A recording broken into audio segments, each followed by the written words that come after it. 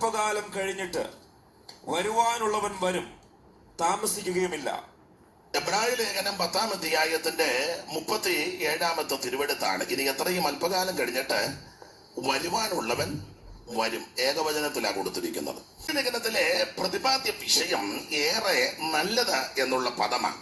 ഇതിലെ പ്രതിപാദ്യ പുരുഷൻ എല്ലാവരിലും ശ്രേഷ്ഠനാകുന്ന യേശു ക്രിസ്തു, യോഗ്യനായ യേശു ക്രിസ്തു, ശ്രേഷ്ഠനായ യേശു ക്രിസ്തു, അതാണ് ഇതിലെ പ്രതിപാദ്യ പുരുഷൻ. ഇന്ന് രാത്രി ആ ശ്രേഷ്ഠനാകുന്ന, യോഗ്യനാകുന്ന, ഉന്നതനായ, മഹിമയുള്ള, മഹത്വമുള്ള കർത്താവ് ഈ രാത്രി നമ്മുടെ നടുവിലുണ്ട്. ഈ രാത്രി എന്നുള്ളത് മാത്രമല്ല, അവൻ അവിടുന്ന് അരുളി ചെയ്തതും അവിടുത്തെ വചനത്തിൽ നമ്മെ പഠിപ്പിച്ചതും നമ്മളത് വിശ്വസിക്കുകയും അനുഭവിക്കുകയും ചെയ്യുന്നത് 2-3 പേർ എൻ്റെ നാമത്തിൽ എവിടെ കൂടിയാലും അവരുടെ നടുവിൽ വരുമെന്ന് അരുളി ചെയ്തവൻ ഇന്ന് രാത്രി നമ്മുടെ നടുവിലുണ്ട്. മാറത്ത് പൊൻകച്ച് കെട്ടിയവനായി, ചുട്ടുപിടിപ്പിച്ച വെള്ളോട്ടിന് സദൃശമുള്ള പാദമുള്ളവനായി, 7 നക്ഷത്രം വലകുകളിൽ പിടിച്ച് നിലവിളക്കണ നടുവിൽ നെടിയങ്കതിന് ഉലാവെന്ന നസറായൻ ഇന്ന് രാത്രിയും നമ്മുടെ നടുവിൽ ഉലാവെന്നത് ഓർത്ത് ദൈവത്തെ സ്തുതിക്കുന്നു. അനുഭവിക്കുന്ന ദൈവമക്കളെ ഓർത്ത് ദൈവത്തിന് സ്തോത്രം ചെയ്യുകയാണ്. Price the Lord. ആ കർത്താവിന്റെ മഹനീയ സാന്നിധ്യം ഇന്ന് രാത്രി നമ്മുടെ നടുവിൽ ഉലാവെന്നത് ഓർത്ത് ദൈവത്തിന്റെ മഹത്വം. അപ്പൊ എല്ലാവരിലും ശ്രേഷ്ഠനാകുന്ന യേശു ക്രിസ്തു, ഈ യേശു ക്രിസ്തു, ആമേൻ, അല്ലെങ്കിൽ രക്ഷകൻ നമ്മുടെ ജീവിതത്തിൽ വന്നതാ, നമ്മുടെ ജീവിതത്തെ മാറ്റിമറിച്ചത്.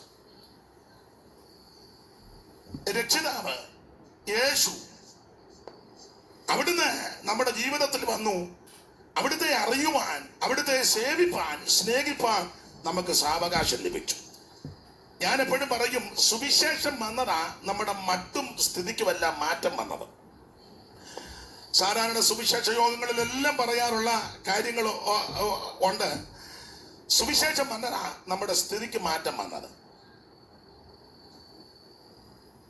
നേരും ചൊവ്വനും വസ്ത്രം ധരിക്കാൻ ഇടയായത് സുവിശേഷം വന്നതുകൊണ്ടാണ്.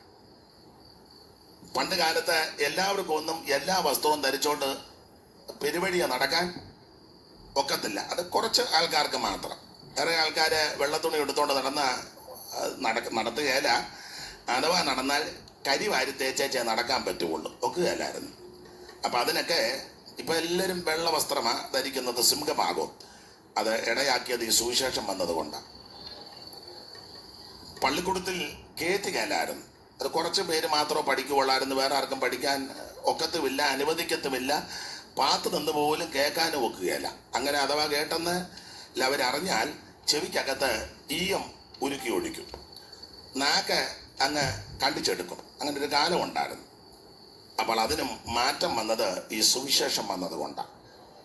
സ്തോത്രം. എല്ലാം വിവരിക്കുന്നില്ല, എപ്പോഴും പറയുന്ന കാര്യമാ. റോഡിൽ കൂടെ ഈ വിടവൂര് സത്യമൊക്കെ വഴി ഇങ്ങനെ പനപ്പറ്റ വഴി പട്ടിക്ക് റോഡിൽ കൂടെ നടക്കാമായിരുന്നു, നിങ്ങൾക്ക് നടക്കാൻ മേലായിരുന്നു. നിങ്ങൾ ഇപ്പം നടക്കുന്നുണ്ട് ഒരു 3 തലമുറ പുറകോട്ട്. പഴയ ആൾക്കാർക്ക് എല്ലാവർക്കും ഒന്നും റോഡിൽ കൂടെ നടക്കാൻ പറ്റില്ല. പട്ടിക്ക് റോഡിൽ കൂടെ കുരയ്ക്കുകയും ചെയ്യാം, ഒന്നെങ്കിൽ ആരെങ്കിലും കടിക്കുകയും ചെയ്യാം. സ്തോത്രം. റോഡിൽ കിടക്കാം, അതൊക്കെ പട്ടിക്ക് നടക്കും, മനുഷ്യനൊക്കുകയല്ലായിരുന്നു. അപ്പൊ അതിനെ മാറ്റം വരുത്തിയത് സുവിശേഷം വന്നതുകൊണ്ടാണ്. സ്തോത്രം. കാളയോട് ചേർത്ത് നുഖത്തിന്റെ ഒരു വശത്ത് കാളയും ഒരു വശത്ത് മനുഷ്യനെ വെച്ചാ ഉഴുതുകൊണ്ടിരുന്നത്. അടിമക്കച്ചവടമൊക്കെ ഉള്ള കാലത്ത് ആ ഒരു സായിപ്പ് നോക്കിയപ്പം ഒരു വശത്ത് കാള, ഒരു വശത്ത് മനുഷ്യൻ. സായിപ്പന്മാരുള്ള കാലമാണ്. അവര് ഒന്നും പറയുന്നില്ല, വെറുതെ ഇതെല്ലാം ഇങ്ങനെ വെച്ചേക്കുന്നതുകൊണ്ട് വലിയ ബുദ്ധിമുട്ടാണ്.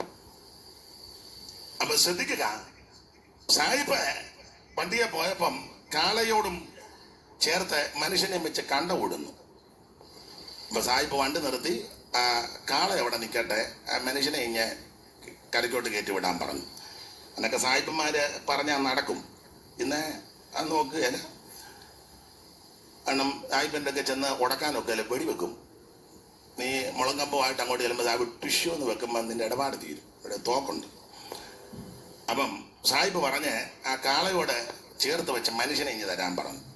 സാഹിബ് അവനെ വിളിച്ചുകൊണ്ട് പോയി തേച്ച് കുളിപ്പിച്ച് സോപ്പും ഒക്കെ ഇട്ട് കുളിപ്പിച്ച് ഭക്ഷണമൊക്കെ കൊടുത്ത് അവൻ്റെ സുവിശേഷം അകത്ത് കൊടുത്തു. അവനെ മനുഷ്യനാക്കി തീർത്തു. അത് ഈ സുവിശേഷം വന്നതുകൊണ്ടാണ്. സ്തോത്രം. അങ്ങനെ പറയാൻ ഒത്തിരി കാര്യമുണ്ട്. പണ്ട് കാലത്ത് നിങ്ങൾക്ക് പഴയ ആൾക്കാർക്കും ചരിത്രം പഠിക്കുന്നവർക്കറിയാം, ആശുപത്രിയിലെ എല്ലാവർക്കും ഒന്ന് നേരിട്ട് ചെന്ന് ഡോക്ടറെ കാണാനൊക്കത്തില്ല. ഇന്ന് ഡോക്ടർ അടുക്ക ചെന്നിരുന്ന് നമ്മളെയും കൂടെ അടുത്തിരുത്തി ലോകിയവും ചോദിച്ച് വിശേഷമൊക്കെ ചോദിച്ചാ പല കാര്യങ്ങൾ മരുന്ന് കുറിക്കുന്നത്. ഇപ്പം അതൊക്കെ മിക്കയിടത്തും ബിസിനസ് ആയതുകൊണ്ട് അവരും അതൊക്കെ കരുതി കൂട്ടി ആശുപത്രിക്കാരും ഡോക്ടർമാരും അത് അവർക്ക് ക്ലാസ് കൊടുക്കും. ആളിനെയൊക്കെ അറിഞ്ഞു വേണം മരുന്ന് എഴുതാനും അഡ്മിറ്റ് ആക്കാനും ഒക്കെ. നമ്മളെ വിളിച്ച് അടുത്തിരുത്തി ചോദിക്കും, പേരെന്നാ? പേര് ജോർജ് കുട്ടി.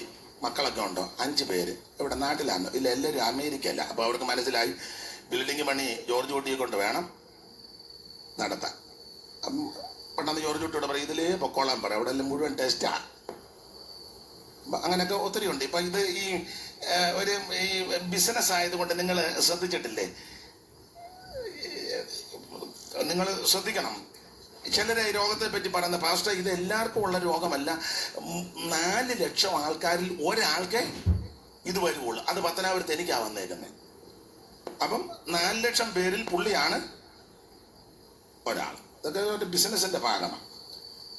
പിന്നെ ഇപ്പോഴത്തെ ഞാൻ ഇതൊന്നും പഠിച്ചതല്ലെങ്കിലും അതിൻ്റെ ആ വെളിച്ചത്തിൽ അങ്ങ് പറയുക. ചില പറയത്തില്ല, ഇത് 50,000 അണുക്കൾ വേണം, പക്ഷേ ജോയിച്ചാന് 25,000 ഉള്ളൂ. അവിടെ ചോദിച്ചാൽ അവിടെ കിടക്കുക. അപ്പം ഇതൊക്കെ ബിസിനസ്സാണ്. അവിടെ ഞാൻ ആ ഭാഗത്തേക്ക് അധികം പോകുന്നില്ല. ദൈവത്തിൻ്റെ മഹത്വം ഉണ്ടാകട്ടെ. അപ്പം ഇങ്ങനെ ആശുപത്രിയിൽ അടുത്തിരുന്ന് കാര്യങ്ങളൊക്കെ ചോദിച്ച് ഇപ്പോൾ നമുക്ക് ചികിത്സയ്ക്ക് ഉള്ള സാവകാശമുണ്ട്. പണ്ട് എല്ലാവർക്കും ഒന്നും ഡോക്ടറെ അടുക്ക ചെല്ലാൻ ഒക്കത്തില്ല. വലിയ കുപ്പിയൊക്കെ ആയിട്ട് ആശുപത്രി ഉണ്ടെങ്കിൽ അതിന് ദൂരെ മാറി നിൽക്കണം. അങ്ങ് അതിന് പ്രത്യേക സ്ഥലമുണ്ട്. എല്ലാവർക്കും ഒന്നും മരുന്ന് മേടിക്കാൻ ചെല്ലാൻ ഒക്കത്തില്ല. ഡോക്ടർമാരെന്ന് അയിത്തമുള്ള കാലമാണ്, തൊടുകയില വെച്ച് പരിശോധിക്കത്തില്ല, ദൂരെ നിങ്ങനെ നോക്കും. അയിത്തമുള്ള കാലമാണ്. പിന്നെ വലിയ കുപ്പി കൊണ്ടുപോകും. എല്ലാവർക്കും കൂടെ ഒരു മരുന്ന് അതിനകത്ത് അണ്ടാവിനകത്ത് കലക്കി വെച്ചിരിക്കുക. അത് കോരി എല്ലാവർക്കും തരിക. പിന്നെ ചിലതൊക്കെ രക്ഷപ്പെടും, ചിലത്. എന്നാൽ ഇവർക്ക് വേണ്ടിയുള്ള മരുന്നുകളൊക്കെ ഉണ്ട്. അത് മറ സൈഡിൽ കൂടെ വിറ്റ് അവർ കാശാക്കുമെന്ന്. അത് ഞങ്ങളുടെ ഒരു അപ്പച്ചനെ പണ്ടിതെല്ലാം കൂടെ കണ്ട് ഒരു പാട്ടെഴുതി. ഈ ആശുപത്രിയിലെ ഇങ്ങനെയുള്ള ചില നടപടിക്രമങ്ങൾ കണ്ട് പുള്ളി ഒരു പാട്ടെഴുതി. പാടാൻ വയ്യ ദിവസങ്ങളൊക്കെ ബുദ്ധിമുട്ടായതുകൊണ്ട്. അപ്പൊ പാട്ടിന്റെ വരി ഇങ്ങനെ: നല്ല നല്ല മരുന്നുകൾ മെല്ലമേ കരത്തിലാക്കി ചില്ലയിലെ കാശവകളെടുത്തിടുന്നു. നല്ല നല്ല മരുന്നുകൾ മെല്ലമേ കരത്തിലാക്കി ചില്ലയിലെ കാശവകളെടുത്തിടുന്നു. ഒട്ടുകുപ്പായക്കാരെ കണ്ടാൽ ഒപ്പം പിടിച്ചിരുത്തി കുപ്പിയിലെ മരുന്നുകൾ കൊടുത്തിടുന്നു. ഒട്ടുകുപ്പായക്കാരെ കണ്ടാൽ ഒപ്പം പിടിച്ചിരുത്തി കുപ്പിയിലെ മരുന്നുകൾ കൊടുത്തിടുന്നു. സർക്കാർ ആശുപത്രികൾ ഈ വിധമായാൽ സാധുജനങ്ങൾ എന്തു ഗതി വെറും ആകുലം തീർപ്പാൻ എന്തു വഴി? സർക്കാർ ആശുപത്രികൾ ഈ വിധമായാൽ സാധുജനങ്ങൾ എന്തു ഗതി വെറും ആകുലം തീർപ്പാൻ എന്തു വഴി? അന്ന് അടുത്ത് ചെല്ലാനോ ഇരിക്കാനോ അടുത്തിരുത്തി പരിശോധനയൊന്നും നടക്കുകയല്ല. എന്നാൽ അതിനെല്ലാം മാറ്റം വരുത്തിയത് ഈ സുവിശേഷം വന്നതുകൊണ്ടാണ്. ഞാൻ അധികം ആ ഭാഗം വിവരിക്കുന്നില്ല. എവിടെയും ഉയർത്താൻ പറ്റുന്നത് സുവിശേഷമാണ്. ആരോടും പറയാൻ പറ്റാവുന്നത് സുവിശേഷമാണ്. എവിടെയും ആമെ കൊണ്ടുചെല്ലാൻ പറ്റുന്നത് ഈ സുവിശേഷമാണ്. സുവിശേഷം ഒരു വിഭാഗക്കാരുടെ മാത്രമല്ല, ഇത് മുഴു ലോകത്തിന്റെ ആ സുവിശേഷം. എന്താ സുവിശേഷം? യേശു ക്രിസ്തു. ആരാ യേശു ക്രിസ്തു? മനുഷ്യവർഗത്തിന്റെ പാപത്തിന് പരിഹാരം വരുത്തുവാൻ സ്വർഗ മഹിമകൾ വെടിഞ്ഞ് ഇഹലോകത്തിലേക്ക് ഇറങ്ങി വന്ന നസറയനാകുന്ന യേശു ക്രിസ്തു. ആ സുവിശേഷമാ നമ്മെ ഇത്രത്തോളം എത്തിച്ചത്. ഈ സുവിശേഷത്തിൽ ആര് വിശ്വസിക്കും അവർക്കും അവരുടെ കുടുംബത്തിന് രക്ഷയാണ്. മറ്റൊരുത്തനും രക്ഷയില്ല. നാം രക്ഷിക്കപ്പെടുവാൻ ആകാശത്തിന് കീഴിൽ മനുഷ്യരുടെ ഇടയിൽ നൽകപ്പെട്ട ഒരേ ഒരു നാമം, അത് നസറയനാകുന്ന യേശു ക്രിസ്തുവിന്റെ പരിശുദ്ധ നാമം. അത് അധികം വിവരിക്കുന്നില്ല. അപ്പോൾ എബ്രായ ലേഖനത്തിലെ പ്രതിപാദ്യ പുരുഷൻ കർത്താവാകുന്ന യേശു ക്രിസ്തു. ഓരോ അധ്യായത്തിലും ക്രിസ്തുവേശുവിന്റെ ശ്രേഷ്ഠത പൗലോസ് തെളിയിച്ചിട്ടുണ്ട്. അവിടുന്ന് എല്ലാവരിലും ശ്രേഷ്ഠനാ. അവിടുന്ന് ദൂതന്മാരെക്കാൾ ശ്രേഷ്ഠൻ. യേശു ക്രിസ്തു അപ്പോസ്തലന്മാരെക്കാൾ ശ്രേഷ്ഠൻ. യേശു ക്രിസ്തു മോശയേക്കാൾ ശ്രേഷ്ഠൻ. യേശു ക്രിസ്തു ഹാബേലിനേക്കാൾ ശ്രേഷ്ഠൻ. യേശു ക്രിസ്തു അവൻ പുരോഹിതന്മാരെക്കാൾ ശ്രേഷ്ഠൻ. യേശു ക്രിസ്തു അവൻ യോശുവായേക്കാൾ ശ്രേഷ്ഠൻ. യേശു ക്രിസ്തു മഹാപുരോഹിതനേക്കാൾ ശ്രേഷ്ഠൻ. യേശു ക്രിസ്തു മൽക്കിസദേക്കിനേക്കാൾ ശ്രേഷ്ഠൻ. യേശു ക്രിസ്തു ദൈവാലയത്തെക്കാൾ ശ്രേഷ്ഠൻ. യേശു ക്രിസ്തു സ്വർഗത്തെക്കാൾ ശ്രേഷ്ഠൻ. എല്ലാവരിലും ശ്രേഷ്ഠനായ ഉന്നതനായ മഹിമയുള്ള മഹത്വമുള്ള ഒരുവനെയുള്ള നസറയനാകുന്നു യേശു ക്രിസ്തു. ഊനമില്ലാത്തവൻ, പാപമില്ലാത്തവൻ, പാപം ചെയ്യാത്തവൻ, പാപം തീണ്ടാത്തവൻ, പാപമറിയാത്ത പരമവിശുദ്ധനാണ് ക്രിസ്തു. പല കോടതി മാറി വിസ്തരിച്ചിട്ടും യാതൊരു കുറ്റവും കാണാഞ്ഞ പരമവിശുദ്ധനാ ക്രിസ്തു. ഇന്ന് രാത്രി ആ കർത്താവ് നമ്മുടെ നടുവിലുള്ളതോർത്ത് ദൈവത്തിന് മഹത്വം കരയേറ്റുകയാണ്. Price the Lord. യാതൊരു കുഴപ്പവും യേശുവില്ല. ബാക്കി സകല ആൾക്കാർക്കും ഒന്നല്ലെങ്കിൽ മറ്റൊരു കുഴപ്പമുണ്ട്. കുഴപ്പമില്ലാത്ത, ഊനമില്ലാത്ത, അകൃത്യമില്ലാത്ത, കളങ്കമില്ലാത്ത, പാപമില്ലാത്ത, അപാകതയില്ലാത്ത ഒരുവരെയുള്ള നസറയനാകും യേശു ക്രിസ്തു. ബാക്കി സകല എണ്ണത്തിന് ഒന്നല്ലെങ്കിൽ മറ്റൊരു അപാകതയുണ്ട് ഇവിടെ ഇരിക്കുന്ന എല്ലാവർക്കും. നമ്പ്യാര് പണ്ട് പറഞ്ഞൊരു പദമുണ്ട്, ലക്ഷം മനുഷ്യനൊത്തിയിടുമ്പോൾ ലക്ഷണമൊത്തവൻ ഒന്നോ രണ്ടോ. പണ്ട് പഠിച്ചതാ. 1,00,000 പേര് നടന്നു പോയാൽ ലക്ഷണമൊത്തത് ഒന്നോ രണ്ടോ. നമ്മളെല്ലാം ഈ നല്ല കാലം പറഞ്ഞാൽ ഈ സ്വോത്രം പറയാനും മസിലും പിടിച്ചിരിക്കുന്നത് ലക്ഷണമൊത്തത് ഒന്നോ രണ്ടോ ഉള്ളൂ. ഇനി അങ്ങ് മസിലങ്ങ് അയക്കേ ഇങ്ങനെ ഇരിക്കുന്നത് നല്ല ലക്ഷണമാണെന്നും പറഞ്ഞായിരിക്കുന്നത്. ഞാൻ പറഞ്ഞതല്ല, നമ്പ്യാര് പറഞ്ഞത് ഒന്നോ രണ്ടോ ഉള്ളൂ. ലക്ഷം മനുഷ്യനൊത്തിയിടുമ്പോൾ ലക്ഷണമൊത്തവൻ ഒന്നോ രണ്ടോ. ഒരുത്തനെ പറ്റി പറയാം, അക്ഷരം 56 അറിയാം, ലക്ഷം ശ്ലോകം കുറയാതറിയാം, വിക്കികൾ കൊണ്ടത് പറയാൻ വഹിയ. ഒരുത്തന് 1,00,000 ശ്ലോകം അറിയാം.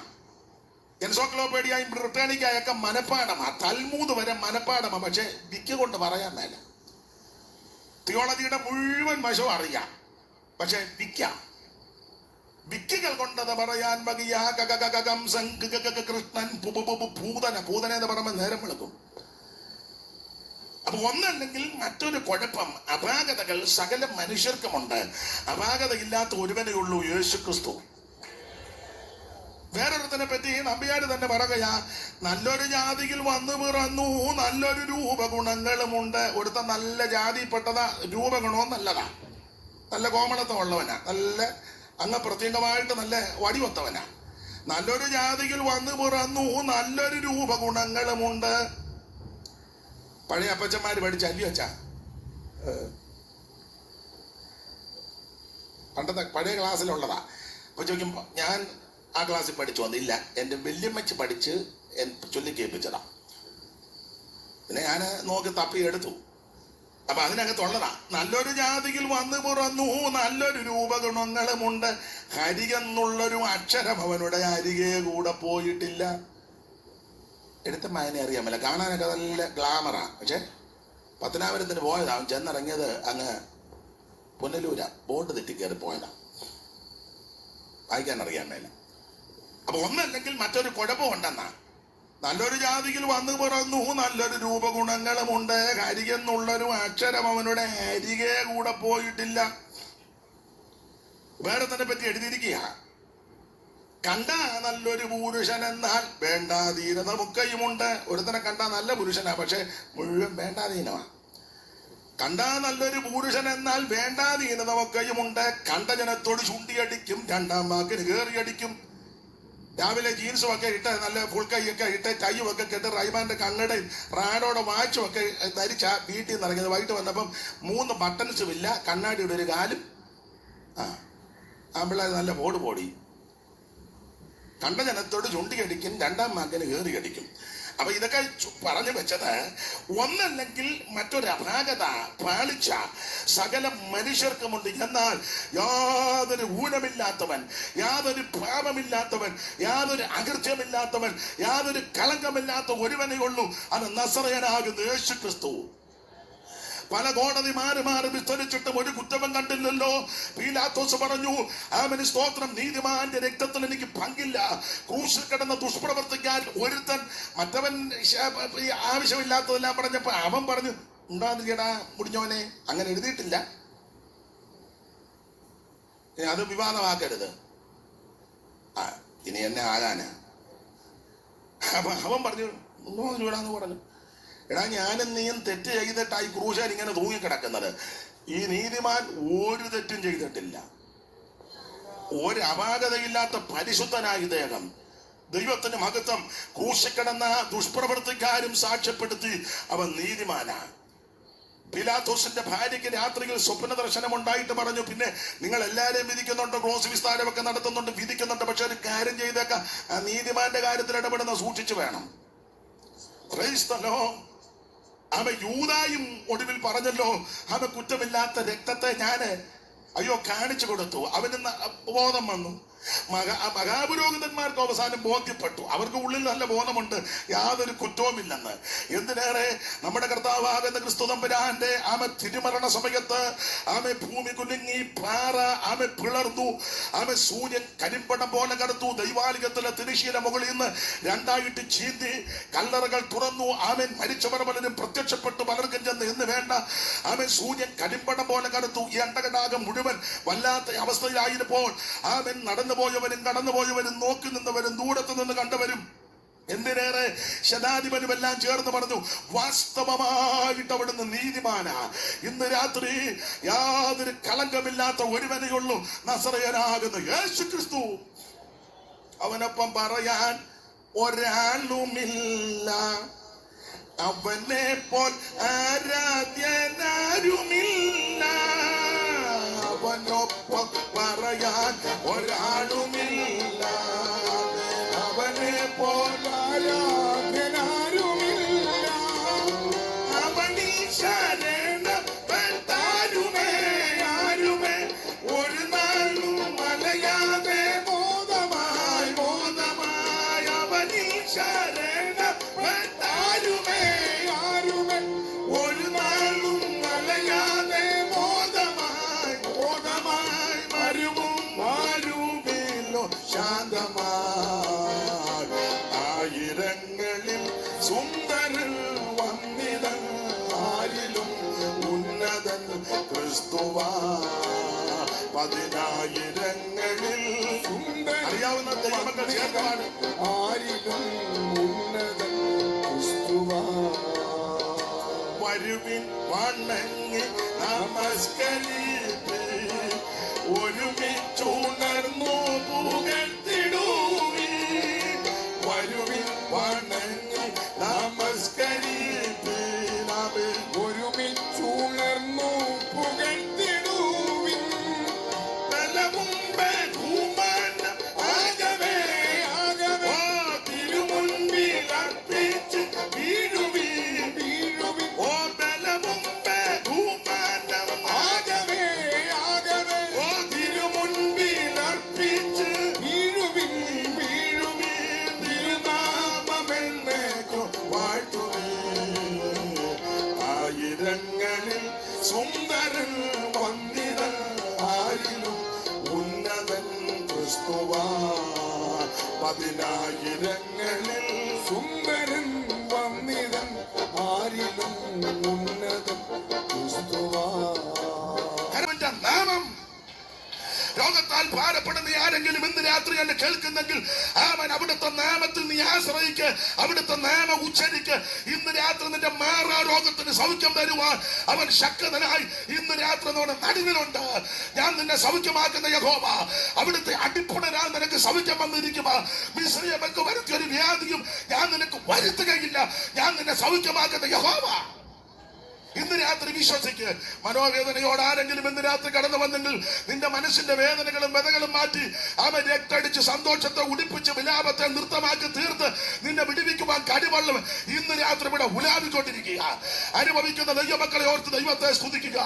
Price the lord, praise the lord. മനം തകർന്നവരുടെ ആമൻ സ്വന്തം മനസ്സിന്റെ മുറിവുകളെ കെട്ടി അവൻ വിഷണ്ണ മനസ്സിന് സ്തുതി എന്ന മേലാട കൊടുത്ത് ഇന്ന് രാത്രി തന്നെ വിടുവിക്കുന്ന നസറായൻ ഈ രാത്രി ഇവിടെ ഉലാവിക്കൊണ്ടിരിക്കുന്നു. അനുഭവിക്കുന്ന ദൈവമക്കൾ ദൈവത്തിന് മഹത്വം കൊടുക്കുകയും വന്നതുപോലെ തിരിച്ചു പോകരുത്. ഈ രാത്രി നിന്റെ ശിരസ് മുതൽ ഭാരം വരെ ദൈവശക്തികൾ നിറഞ്ഞ് വേദന വഹിച്ച് സൗഖ്യമാക്കുന്ന യേശുവിന്റെ നാമത്തിൽ ദൈവത്തിന് മഹത്വം. ഇന്ന് രാത്രി എല്ലാവരും ശ്രേഷ്ഠനാകുന്ന യേശു ക്രിസ്തു നമ്മുടെ നടുവിലുണ്ട്. ദൈവത്തിന് മഹത്വം. കാണാൻ കൊള്ളാവുന്നവനായ യേശു, അല്ലാതെ ആരെയും പേടിപ്പിക്കുന്ന ആളല്ല യേശു. യേശുവിന്റെ രാത്രി കണ്ടെന്റെ അച്ഛൻ 5-ാം പനി വന്ന് നിന്ന് വരാനും പറഞ്ഞിട്ടില്ല. ഞാൻ ആ വഴി കൂടെ പോവായിരുന്നു, യേശു ആ മുക്കിലിരിക്കുകയായിരുന്നു, കണ്ട് അന്നേരം എനിക്ക് വെപ്രാളം ഉണ്ടായി. 5-ാം പനി വന്ന് കിടുകിടാന്ന് അടിച്ചിരിക്കുക. യേശുവിനെ കണ്ടാലും പനി വന്നില്ല. യേശു വന്നെടുത്ത് പനി മാറിയെന്നുള്ളതാണ്. ആ തള്ള പനി പിടിച്ച് പരുവക്കേട് കിടക്കായിരുന്നു. യേശു ചെന്നു, എന്നാ അമ്മയുടെ പനി. പിന്നെ ഒരു ഗുണമുണ്ട്, തള്ളയും നല്ല തള്ളയായിരുന്നു. എഴുന്നേറ്റ് ഉടനെ ശുശ്രൂഷ ചെയ്തു. ഇന്നത്തെ ചിലരാന്ന് പിന്നെയും പനിയാന്ന് പറഞ്ഞ് അവിടെ കിടക്കും, ജോലി ചെയ്യാൻ കഴിയല്ല. അതിനാ എല്ലാവരുടെയും കാര്യമല്ല. ആ അമ്മ പെട്ടെന്ന് എഴുന്നേറ്റ് ശുശ്രൂഷയൊക്കെ ചെയ്തു. അപ്പൊ യേശുവിനെ കണ്ട് ആരും പനിച്ചിട്ടില്ല. പനിയുള്ളവരുടെ എല്ലാം പനി മാറിയതേ ഉള്ളൂ. ഇന്ന് രാത്രി ആ കർത്താവ് നടുവിലുണ്ട്. കാണാൻ കൊള്ളാവുന്നതിനായ യേശു. എപ്പോഴും ഞാൻ പറയാറുണ്ട്, ഒരു തല, 2 കണ്ണ്, 2 കയ്യ്, 2 കാല്, അതല്ല അതിന്റെ പരുവത്തിനുള്ളതാണ്. അങ്ങപ്രത്യേക വർണ്ണനയാണല്ലോ ഉത്തമഗീതം 5-ാം അധ്യായത്തിന്റെ 10 മുതൽ താഴോട്ട് ഒന്ന് വായിച്ചോ. വിവരിക്കാൻ നേരമില്ല. അലങ്കാര ഭാഷയിൽ ഉപമകളും ഉപമാനങ്ങളും ഉപമകളും ഒക്കെ ആയിട്ട് അലങ്കാര ഭാഷയിൽ സഭാപ്രസംഗ കാര്യങ്ങൾ ഉത്തമഗീതക്കാരൻ പറഞ്ഞിരിക്കുന്നതെങ്കിലും ഒന്ന് ഓടിച്ചു വായിച്ചു. 5-ാം അധ്യായത്തിന്റെ 10 മുതൽ താഴോട്ടുള്ള തിരുവെടുത്തുകളൊന്ന് വായിച്ചു, ഓടിച്ചു വായിച്ചു. എന്റെ പ്രിയൻ വെണ്മയും ചുവപ്പുമുള്ളവൻ, എന്റെ പ്രിയൻ വെണ്മയും ചുവപ്പുമുള്ളവൻ, 10,000 പേരിൽ അതിശ്രേഷ്ഠൻ തന്നെ, അവന്റെ ശിരസ് അതിവിശേഷമായ തങ്കം. അലങ്കാര ഭാഷയിൽ കൊടുത്തിരിക്കുന്നത് ശിരസ് അതിവിശേഷമായ തങ്കം. പിന്നെ അവന്റെ കുറുനിരകൾ ചുരുണ്ടും കാക്കയെ പോലെ കറുത്തുമിരിക്കുന്നു. ഡൈ ഒന്നും അല്ല, സ്തോത്രം. പിന്നെ അവന്റെ കണ്ണ് നീർത്തോടുകളുടെ അരികത്തുള്ള പ്രാവുകൾക്ക് തുല്യം. അടുത്തത്, അത് പാലുകൊണ്ട് കഴുകിയതും ചേർച്ചയായി പതിച്ചതുമാകുന്നു. അവന്റെ കവിൾ സുഗന്ധ സസ്യങ്ങളുടെ തടവും നറുന്തൈകളുടെ വാരവും അവന്റെ അതരം താമരപ്പൂവും പോലെ ഇരിക്കുന്നു. അത് മൂറിൻ തൈലം പൊഴിച്ചുകൊണ്ടിരിക്കുന്നു. എന്ന് പറഞ്ഞാൽ അവിടുത്തെ വായിൽ നിന്ന് വരുന്നതെല്ലാം നമുക്ക് ആശ്വാസവും സമാധാനവും പ്രത്യാശയും ഉണർവും തരുന്ന വാക്കുകളാണ്. അതല്ലേ പള്ളിയിലിരുന്ന എല്ലാവരുടെയും കണ്ണ് അവന്റെ മേലായി. ഒന്ന്, കാണാൻ കൊള്ളാം. 2, വായിൽ നിന്ന് വരുന്നതും അങ്ങനത്തെ ലാവണ്യ വാക്കാം. അല്ലാതെ നിന്നെ സംഹരിക്കും, ചുട്ടുകളയും, നിന്നെ തകർക്കും, മുറിച്ചു കളയും, നിന്റെ കുടുംബം കുളം തോണ്ടും എന്നും പറഞ്ഞ് ഇങ്ങനെ നിൽക്കുകയല്ല നിന്നെ കൊല്ലാൻ. സ്തോത്രം. വായിൽ നിന്ന് വരുന്നതല്ല എന്തോ ഒരു പേടി പോലെ. തല്ലുകൊള്ളുക, അന്ന് എനിക്ക് കിട്ടുന്നതിന്റെ പകുതി നിങ്ങൾക്ക് തരും. ഒന്നിച്ച് ഞാൻ കൊള്ളുകയല്ല. അതുകൊണ്ട് നമ്മൾ ഒന്നിച്ച് സ്തോത്രം ചെയ്ത് എന്ത് കിട്ടിയാലും വീതം വെക്കും. അപ്പൊ ശ്രദ്ധിക്കുക, യേശുക്രിസ്തു എല്ലാവരുടെ ശ്രേഷ്ഠനാണ്. ദൈവത്തിന് മഹത്വം. കാണാൻ കൊള്ളാവുന്നവനായ യേശു, ദൈവത്തിന് മഹത്വം. ഞാന് ഈ പഴയ പാട്ടുകളായി എനിക്കിഷ്ടം. എല്ലാവർക്കും അത് തൃപ്തിയൊന്നുമല്ല. എന്നെ അടുത്തിടപെടുന്നവർക്കൊക്കെ അറിയാം, പഴയ പാട്ടുകളാണ് ഇഷ്ടം. അത് ഇവര് പാടുമ്പോഴൊന്നും ഒക്കത്തില്ല. അവരൊക്കെ അതൊക്കെ പഠിച്ച് അതിന്റെ ചിട്ടയിലും ക്രമത്തിലും ശ്രുതിയൊന്നും തെറ്റാറാ. എനിക്ക് ശ്രുതിയില്ല. അപ്പം എങ്കിലും സന്തോഷം കൊണ്ടും സന്ദർഭോചിതമായിട്ട് ചില ഈരടികളൊക്കെ പാടാറുണ്ട്. പാടുന്നെന്ന് അവകാശപ്പെടുകയല്ല, പറയുക. ഈ അടുത്ത കാലത്ത് ഒരു തള്ള ചോദിച്ചു, നിങ്ങൾ രണ്ടും കൂടി കിടന്ന് കാറുന്ന എന്തിനാന്ന് ചോദിച്ചു. പാടുന്നെന്നല്ല പറഞ്ഞേ. അതാ ശരി. എന്നാ മോനെ, കുറെ നേരമായില്ലേ ഇത്? ഓ എന്നെ കിട്ടാതിരിക്കുന്ന നല്ലത്. അപ്പൊ ശ്രദ്ധിച്ചേ, പഴയ പാട്ടുകൾ. അപ്പോൾ നമ്മുടെ ഒരു പഴയ ഭക്തനായ മനുഷ്യനുണ്ടായിരുന്നു, പേരിശ്ശേരി മത്തായിച്ചൻ. അദ്ദേഹത്തിന്റെ മകനായിരുന്നു കടമ്പനാട് ഉണ്ടായിരുന്ന കെ മാത്യുച്ചാന്. പഴയ ആളാ. അച്ചായന്റെ പാട്ടുകളൊക്കെ നല്ല പ്രാസമുണ്ട്, പദങ്ങളും നല്ലതാ, അക്ഷരക്കാലമൊക്കെ കൃത്യമാ, കണക്ക് തെറ്റാതുള്ള പാട്ടുകളാ. അതൊക്കെ പാടുന്നവർക്കും അറിയാവുന്നവർക്കും അറിയാം. അപ്പൊ എന്റെ ചിന്തയാ, മത്തായി ചായനെ ആ മുഖത്തോട്ട് നോക്കി. എവിടെ? യേശുവിന്റെ മുഖത്തേക്ക്. കാരണം പള്ളി ഇരുന്ന് എല്ലാവരുടെ രണ്ടുപേരുടെ എന്തുവാന്നോ പറയുന്നത്? എന്തുവാ പറഞ്ഞ അമ്മ? എന്നെ പറഞ്ഞ് അങ്ങനെ ഞാൻ അങ്ങോട്ട് തിരിഞ്ഞപ്പോ പറഞ്ഞ് ഞാൻ കണ്ട്. പിന്നെ 7 കണ്ണെന്നല്ലയോ പുസ്തകത്തിൽ വാക്യം? പ്രസംഗം മോശമാണെന്നാന്നോ? എന്തുവാ പറഞ്ഞു? ഏതോ പറ, എനിക്ക് ദോഷം വരുന്ന വല്ലതും ആന്നോ? എന്നാ ഇനിയും പറഞ്ഞോ, കുഴപ്പമില്ല. അപ്പൊ ശ്രദ്ധിക്കുക, ആ മുഖത്തേക്ക് മത്തായിച്ചനൊന്ന് നോക്കിയിട്ട് അദ്ദേഹം തൂലിക ചലിപ്പിച്ചു. ഇങ്ങനെ, കോടി സൂര്യപ്രഭയേറും രാജരാജ, നിന്റെ കൂടെ വരും ഞങ്ങളെ കൺപാർക്കദേവാ, നിന്റെ കൂടെ വരും ഞങ്ങളെ കൺപാർക്കദേവാ. കോടി സൂര്യപ്രഭയേറും രാജരാജ, നിന്റെ കൂടെ വരും ഞങ്ങളെ കൺപാർക്കദേവാ, നിന്റെ കൂടെ വരും ഞങ്ങളെ കൺപാർക്കദേവാ. അപ്പൊ ശ്രദ്ധിക്കുക, മത്തായി ചായ മുഖത്തേക്ക് നോക്കിയേച്ച് എഴുതുക, കോടി സൂര്യ പ്രഭയേറുന്നവനാ ക്രിസ്തു. ഇതുപോലെ പ്രഭാമയനായ വേറൊരുവനില്ല. അതുകൊണ്ട് അവിടുന്ന് കോടി സൂര്യ പ്രഭയുള്ളത് കൊണ്ട് നമ്മള് പുള്ളിക്ക് വെട്ടം ഒന്നും കൊണ്ട് കൊടുക്കാത്ത. യേശുവേ 5 മെഴുകുതിരി തരിക, നീ ഇരുട്ടത്തിരിക്കുക. കോടി സൂര്യ പ്രഭയാ. നിന്റെ എണ്ണയും വേണ്ട, വെളിച്ചെണ്ണയും വേണ്ട, നല്ലെണ്ണയും വേണ്ട, കടുകെണ്ണയും വേണ്ട, നിന്റെ മെഴുകുതിരിയും വേണ്ട, ലൈറ്റ് ഒന്നും യേശുവിന് ആവശ്യമില്ല. കാരണം അവിടുന്ന് കോടി സൂര്യ പ്രഭയുള്ളവനാ. ആ പ്രഭാമയനായ കർത്താവ് ഇന്ന് രാത്രി ഇവിടെ ഉലാവുന്നുണ്ട്. അതിന് മറുവശവും കൂടെ പറയാ, ആ പ്രഭാമയനായ ദൈവം നിന്റെ കുടുംബത്തിൽ വന്നാൽ നിന്റെ കുടുംബത്തിന്റെ അന്ധകാരം മാറും. ആ പ്രഭാപൂരനായ കർത്താവ് അവൻ സഭയിൽ ദേശത്ത് വന്നാൽ ദേശത്തിന്റെ അന്ധകാരം മാറും. എവിടെ യേശുവിനെ ഉയർത്തിയിട്ടുണ്ടോ അവിടെല്ലാം അനുഗ്രഹവും വിടുതലും വെളിച്ചവും വ്യക്തവും ഉണ്ടായിട്ടുണ്ട്. അവിടുത്തെ പോലെ ശ്രേഷ്ഠനായ ഒരുവൻ ഇല്ല. അപ്പൊ മത്തായിച്ചൻ ആ മുഖത്തേക്ക് നോക്കിയ ചെറുത് ആ കോടി സൂര്യ പ്രഭ. അന്നേരം ആറന്മുള ഇരുന്ന് സാറ മുഖത്തോട്ട് നോക്കി. ഇവരെല്ലാം വലിയ ഉന്നതന്മാരാ. സാറ മുഖത്തോട്ട് നോക്കി. മത്തായിച്ചൻ പേരിശ്ശേരി ഇരുന്ന് എഴുതി കോടി സൂര്യപ്രഭ. അന്നേരം ആറന്മുളയിലിരുന്ന് സാറ മുഖത്തോട്ട് നോക്കിയിട്ട് എഴുതി, നിൻമുഖത്തു നിന്നു തൂകും നന്മ തൂപൂരത്തിലമ്പൈ, നിൻമുഖത്തു നിന്നു തൂകും നന്മ തൂപൂരത്തിലമ്പൈ. സാറ എഴുതിയത് ആ മുഖത്തോട്ട് നോക്കിയപ്പോൾ തേൻ ഇറ്റിറ്റ് വീഴുന്നത്. സ്തോത്രം. അവിടുത്തെ മുഖത്തിൽ നിന്ന് നിൻമുഖത്തു നിന്നു തൂക്കും നന്മ തൂപൂരത്തിലമ്പൈ, മുങ്ങിലേക്കും ദിവ്യജ്ഞാനികൾ നിന്നെ നന്മൊടി കണ്ടി കണയുവതിനൊരു നവ്യമായ സയൻസുമില്ലതു സമ്മതിക്കുന്നരല്ല പ്രാണികൾ നല്ലും ഉണ്മയറിയുന്നതില്ലൈ മാനികൾ. മേലിലുള്ള റുശലേമേ കാലമെല്ലാം കഴിയുന്ന, മേലിലുള്ള റുശലേമേ കാലമെല്ലാം കഴിയുന്ന നാളിലെന്നെ ചേർക്കണേ നിൻ കൈകളിൽ. നാദാലളിത കൃപയുടെ പരുഷമനുദിനമനുഭവിപ്പതിനരുളന് സഭയാകുമി പുഷ്പമാ സാധുനൈതല്.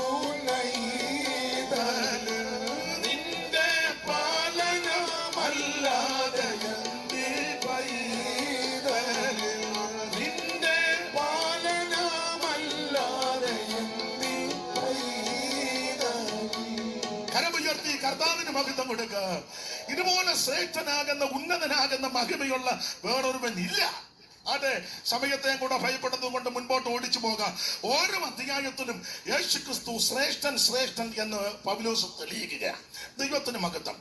അങ്ങനെ സേട്ടൻ തെളിയിച്ച് 10-ാം അധ്യായത്തിലേക്ക് വരുമ്പോൾ 10-ാം അധ്യായത്തിലെ പ്രധാനപ്പെട്ട വിഷയം, അവൻ ഏകയാഗത്താൽ സദാകാലത്തേക്കും യേശു പാപപരിഹാരം വരുത്തി.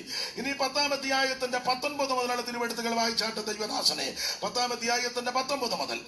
അതുകൊണ്ട് സഹോദരന്മാരെ, യേശു തന്റെ ദേഹം എന്ന തിരശീലയിൽ കൂടി നമുക്ക് പ്രതിഷ്ഠിച്ച ജീവനുള്ള പുതുവഴിയായി തന്റെ രക്തത്താൽ വിശുദ്ധ മന്ദിരത്തിലേക്കുള്ള സഹോദരന്മാരെ, യേശു തന്റെ ദേഹം എന്ന ദിശയിൽ കൂടെ നമുക്ക് പ്രതിഷ്ഠിച്ച ജീവനുള്ള പുതുവഴിയായി തന്റെ രക്തത്താൽ വിശുദ്ധ മന്ദിരത്തേക്കുള്ള പ്രവേശനത്തിന്റെ ധൈര്യവും ദൈവാലയത്തിന്മേലൊരു മഹാപുരോഗതന് നമുക്കുള്ളത് കൊണ്ട് നാം ദുർമനസാക്ഷി നീങ്ങമാറ ഹൃദയങ്ങളിൽ തളിക്കപ്പെട്ടവരും ശുദ്ധവെള്ളത്താൽ ശരീരം കഴുകപ്പെട്ടവരുമായി വിശ്വാസത്തിന്റെ പൂർണ്ണനിശ്ചയം കൊണ്ട് പരമാർത്ഥ ഹൃദയത്തോടെ അടുത്ത് ചെല്ലുക. അപ്പോൾ 10-ാം അധ്യായത്തിലെ പ്രധാനപ്പെട്ട വിഷയം, അവൻ ഏകയാഗത്താൽ സദാകാലത്തേക്കും യേശുക്രിസ്തു പാപത്തിന് പരിഹാരം വരുത്തി ഇപ്പോൾ അവിടുന്ന് സ്വർഗത്തിൽ നമുക്ക് വേണ്ടി പക്ഷപാതം ചെയ്യുന്നു.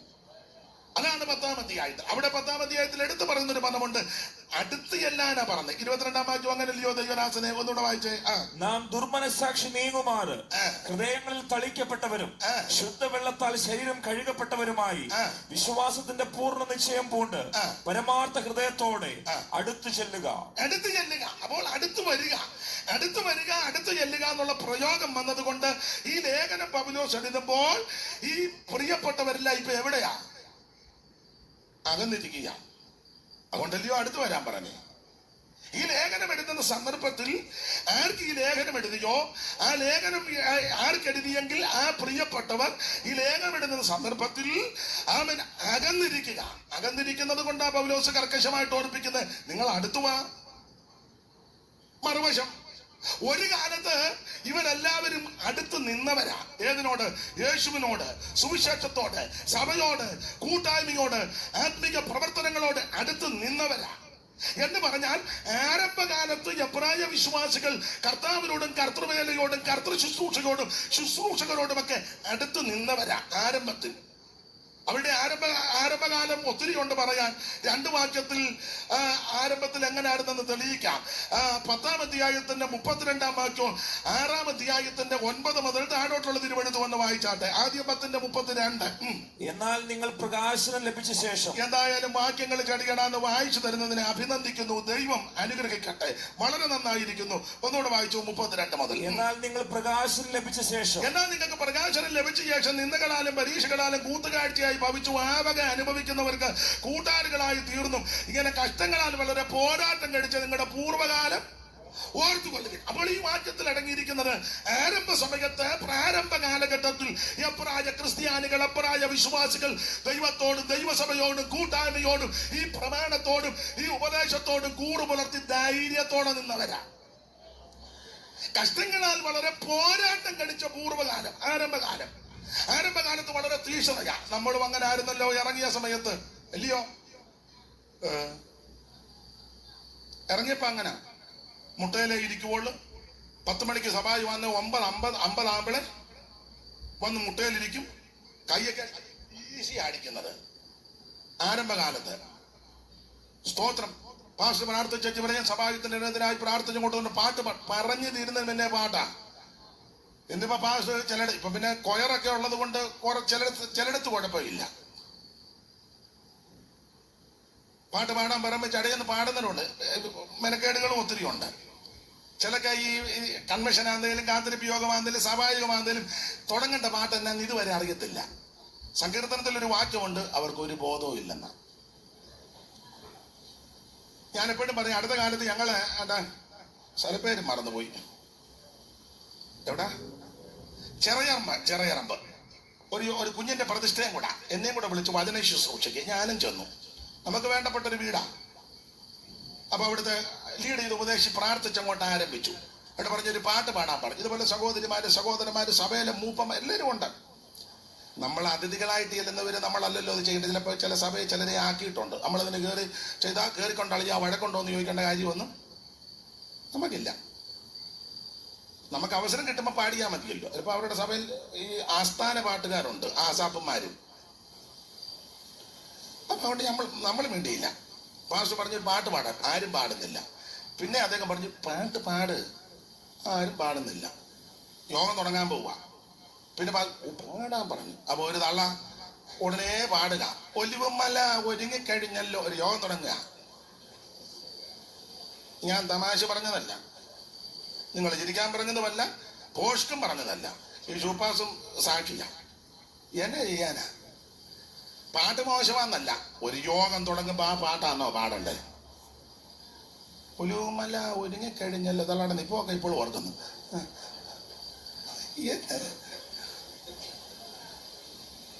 ഞങ്ങൾക്കൊരു TCOS ഉണ്ടായിരുന്നു, ഒരുത്തനെ കയറി പാടി ശാന്ത തുറമുഖമായിട്ട്. അപ്പം പുള്ളി പറഞ്ഞു, അവൾ തുറമുഖത്ത് അടുത്തു, നീ എവിടെ ആയെന്ന് ചോദിച്ചു. ശാന്ത തുറമുഖത്ത് ചിലക്ക് സന്ദർഭോചിതമായിട്ട് അറിയത്തില്ല, ആട്ടെ ഇടയ്ക്ക് കയറി പറഞ്ഞതേ ഉള്ളൂ. അപ്പോൾ ആരംഭകാലത്ത് എബ്രായ വിശ്വാസികൾ, എബ്രായ ക്രിസ്ത്യാനികൾ ദൈവത്തോടും ദൈവസഭയോടും കൂട്ടായ്മയോടും അടുത്ത് നിന്നവരാ. സ്തോത്രം. ഞങ്ങള് സിറിൽ പാസ്റ്റർ ഞാനും ഒന്നിച്ച് ബൈബിൾ സ്കൂളിൽ പഠിച്ചതാ. എൻ്റെ സീനിയറാ, പക്ഷെ ഗ്രാജുവേറ്റ് ചെയ്തപ്പോൾ നമ്മൾ ഒന്നിച്ചാ ഗ്രാജുവേറ്റ് ചെയ്തത്. ഇദ്ദേഹം അത് കഴിഞ്ഞ് ഞാൻ പഠിച്ച് കഴിഞ്ഞാണേലും അത് കഴിഞ്ഞ അപ്പം പാതിയപ്പള്ളിയിലെ കുഞ്ഞവറാച്ചൻ നടത്തുന്ന ബൈബിൾ സ്കൂളിലാണ് ഞങ്ങൾ പഠിച്ചത്. സിറിൽ പാസ്റ്റർ ഉണ്ട്. ഒരിക്കൽ ഞങ്ങള് പരിശോധന പോകാൻ നേരത്ത് കുഞ്ഞവറാച്ചായനും ഉണ്ട്, ഇപ്പം ക്ഷീണിതനായിട്ടിരിക്കുന്നു. അപ്പൊ അദ്ദേഹം പറഞ്ഞു പരിശോധന പോവുക, ആരാ പരിശോധന പാട്ട് പാടുന്നേ? അപ്പം പറഞ്ഞു, ഒന്ന് രണ്ട് പേരുടെ പേര് പറഞ്ഞു. നമ്മുടെ എസൻപുരത്തെ കോര പാസ്റ്ററുടെ മകനെ സാബു പാസ്റ്റർ, ഇപ്പൊ അദ്ദേഹം തിരുവനന്തപുരത്തുണ്ട്, നല്ല മനുഷ്യനാണ്. ഹുസൈൻ പാസ്റ്റർ ഓർക്കുന്നുണ്ട്. അപ്പം സാബു എഴുന്നേറ്റു. അപ്പൊ കുഞ്ഞാറാച്ചൻ ചോദിച്ചു, ഏത് പാട്ടാ പാടുന്നത്? സാബു നല്ലൊരു ദൈവദാസന, ഈ അടുത്ത സമയത്ത് ഞാൻ കണ്ടു, നല്ലൊരു മനുഷ്യനാണ്. അദ്ദേഹം പരമാർത്ഥ മനസ്സോടെ പറഞ്ഞു, ഇന്ന പാട്ടാണ്. ഉടനെ കുഞ്ഞറാച്ചൻ പറഞ്ഞ ആ പാട്ടൊന്ന് പാടിക്കേ. സാബു ആ പാട്ട് പാടി. അപ്പൊ പഴയ പാട്ടാ, പരിശോധക്കാരൊക്കെ പാടുന്നതാ. കിഴക്കു പടിഞ്ഞാറങ്ങു തെക്കു വടക്കുമായി വചനമന്വേഷിച്ചങ്ങലഞ്ഞു നടക്കും.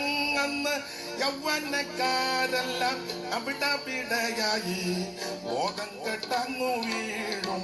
അന്ന് യൗവനക്കാരെല്ലാം അവിടെയായി ബോധം കെട്ടങ്ങു വീഴും.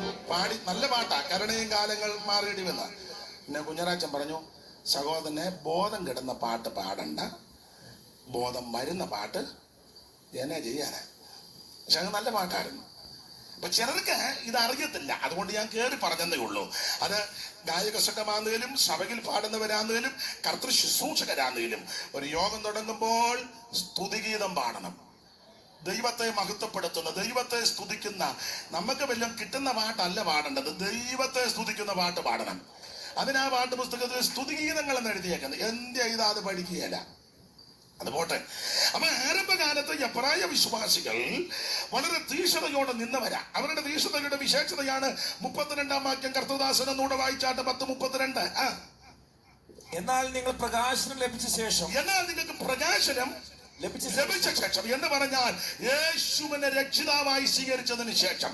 ആ പ്രകാശനം എന്ന് ഉദ്ദേശിക്കുന്നത് സാക്ഷാൽ വെളിച്ചമായ, ലോകത്തിന്റെ വെളിച്ചമായ സാക്ഷാൽ തേജസ്സുള്ള യേശു ക്രിസ്തുവിനെയാണ് കാണിക്കുന്നത്. അപ്പോൾ അതാണ് വെളിച്ചം. ആ വെളിച്ച പ്രകാശനം ലഭിച്ച ശേഷം നിന്ദകളാലും പീഡകളാലും കൂത്തുകാഴ്ചയായി ഭവിച്ചും ആ വക അനുഭവിക്കുന്നവർക്ക് കൂട്ടാളികളായി തീർന്നു. ഇങ്ങനെ കഷ്ടങ്ങളാൽ വളരെ പോരാട്ടം കഴിച്ച പൂർവ്വകാലം ഓർത്തുകൊള്ളു എന്ന് പറഞ്ഞാൽ ആരംഭ സമയത്ത് കഷ്ടതയുടെ ഈ ചൂളയിൽ കൂടിയായി ഇവര് പോകുന്നത്. കഷ്ടങ്ങളുണ്ട്, പോരാട്ടങ്ങളുണ്ട്, ആക്ഷേപങ്ങളുണ്ട്, നിന്ദകളുണ്ട്, അപമാനമുണ്ട്. പൗലോസിന്റെ ഭാഷയിൽ പറഞ്ഞാൽ മാനാപമാനങ്ങളും ദുഷ്കീർത്തി സൽകീർത്തിയും. പിന്നെ താൻ അനുഭവിച്ച കഷ്ടതയും അപ്പോസ്തലന്മാർ അനുഭവിച്ച കഷ്ടത കൊരിന്ത്യർക്കെഴുതിയ 1-ാം ലേഖനം 4-ലും 2-ാം ലേഖനത്തിൽ 11-ലും ഒക്കെ വളരെ അടുക്കടുക്കായിട്ട് പൗലോസ് പറഞ്ഞല്ലോ. കാട്ടിലെ ആപത്ത്, കടലിലെ ആപത്ത്, കള്ള സഹോദരന്മാരുടെ ആപത്ത്, പട്ടിണി, വൈതാകം, നഗ്നന, ആപത്ത്, വാള്, അവൻ ഉറക്കളപ്പ്, വെള്ളത്തിൽ രാത്രി കഴിച്ചു, കോടിനാൽ അടികൊണ്ട് കല്ലേറിലകപ്പെട്ടു.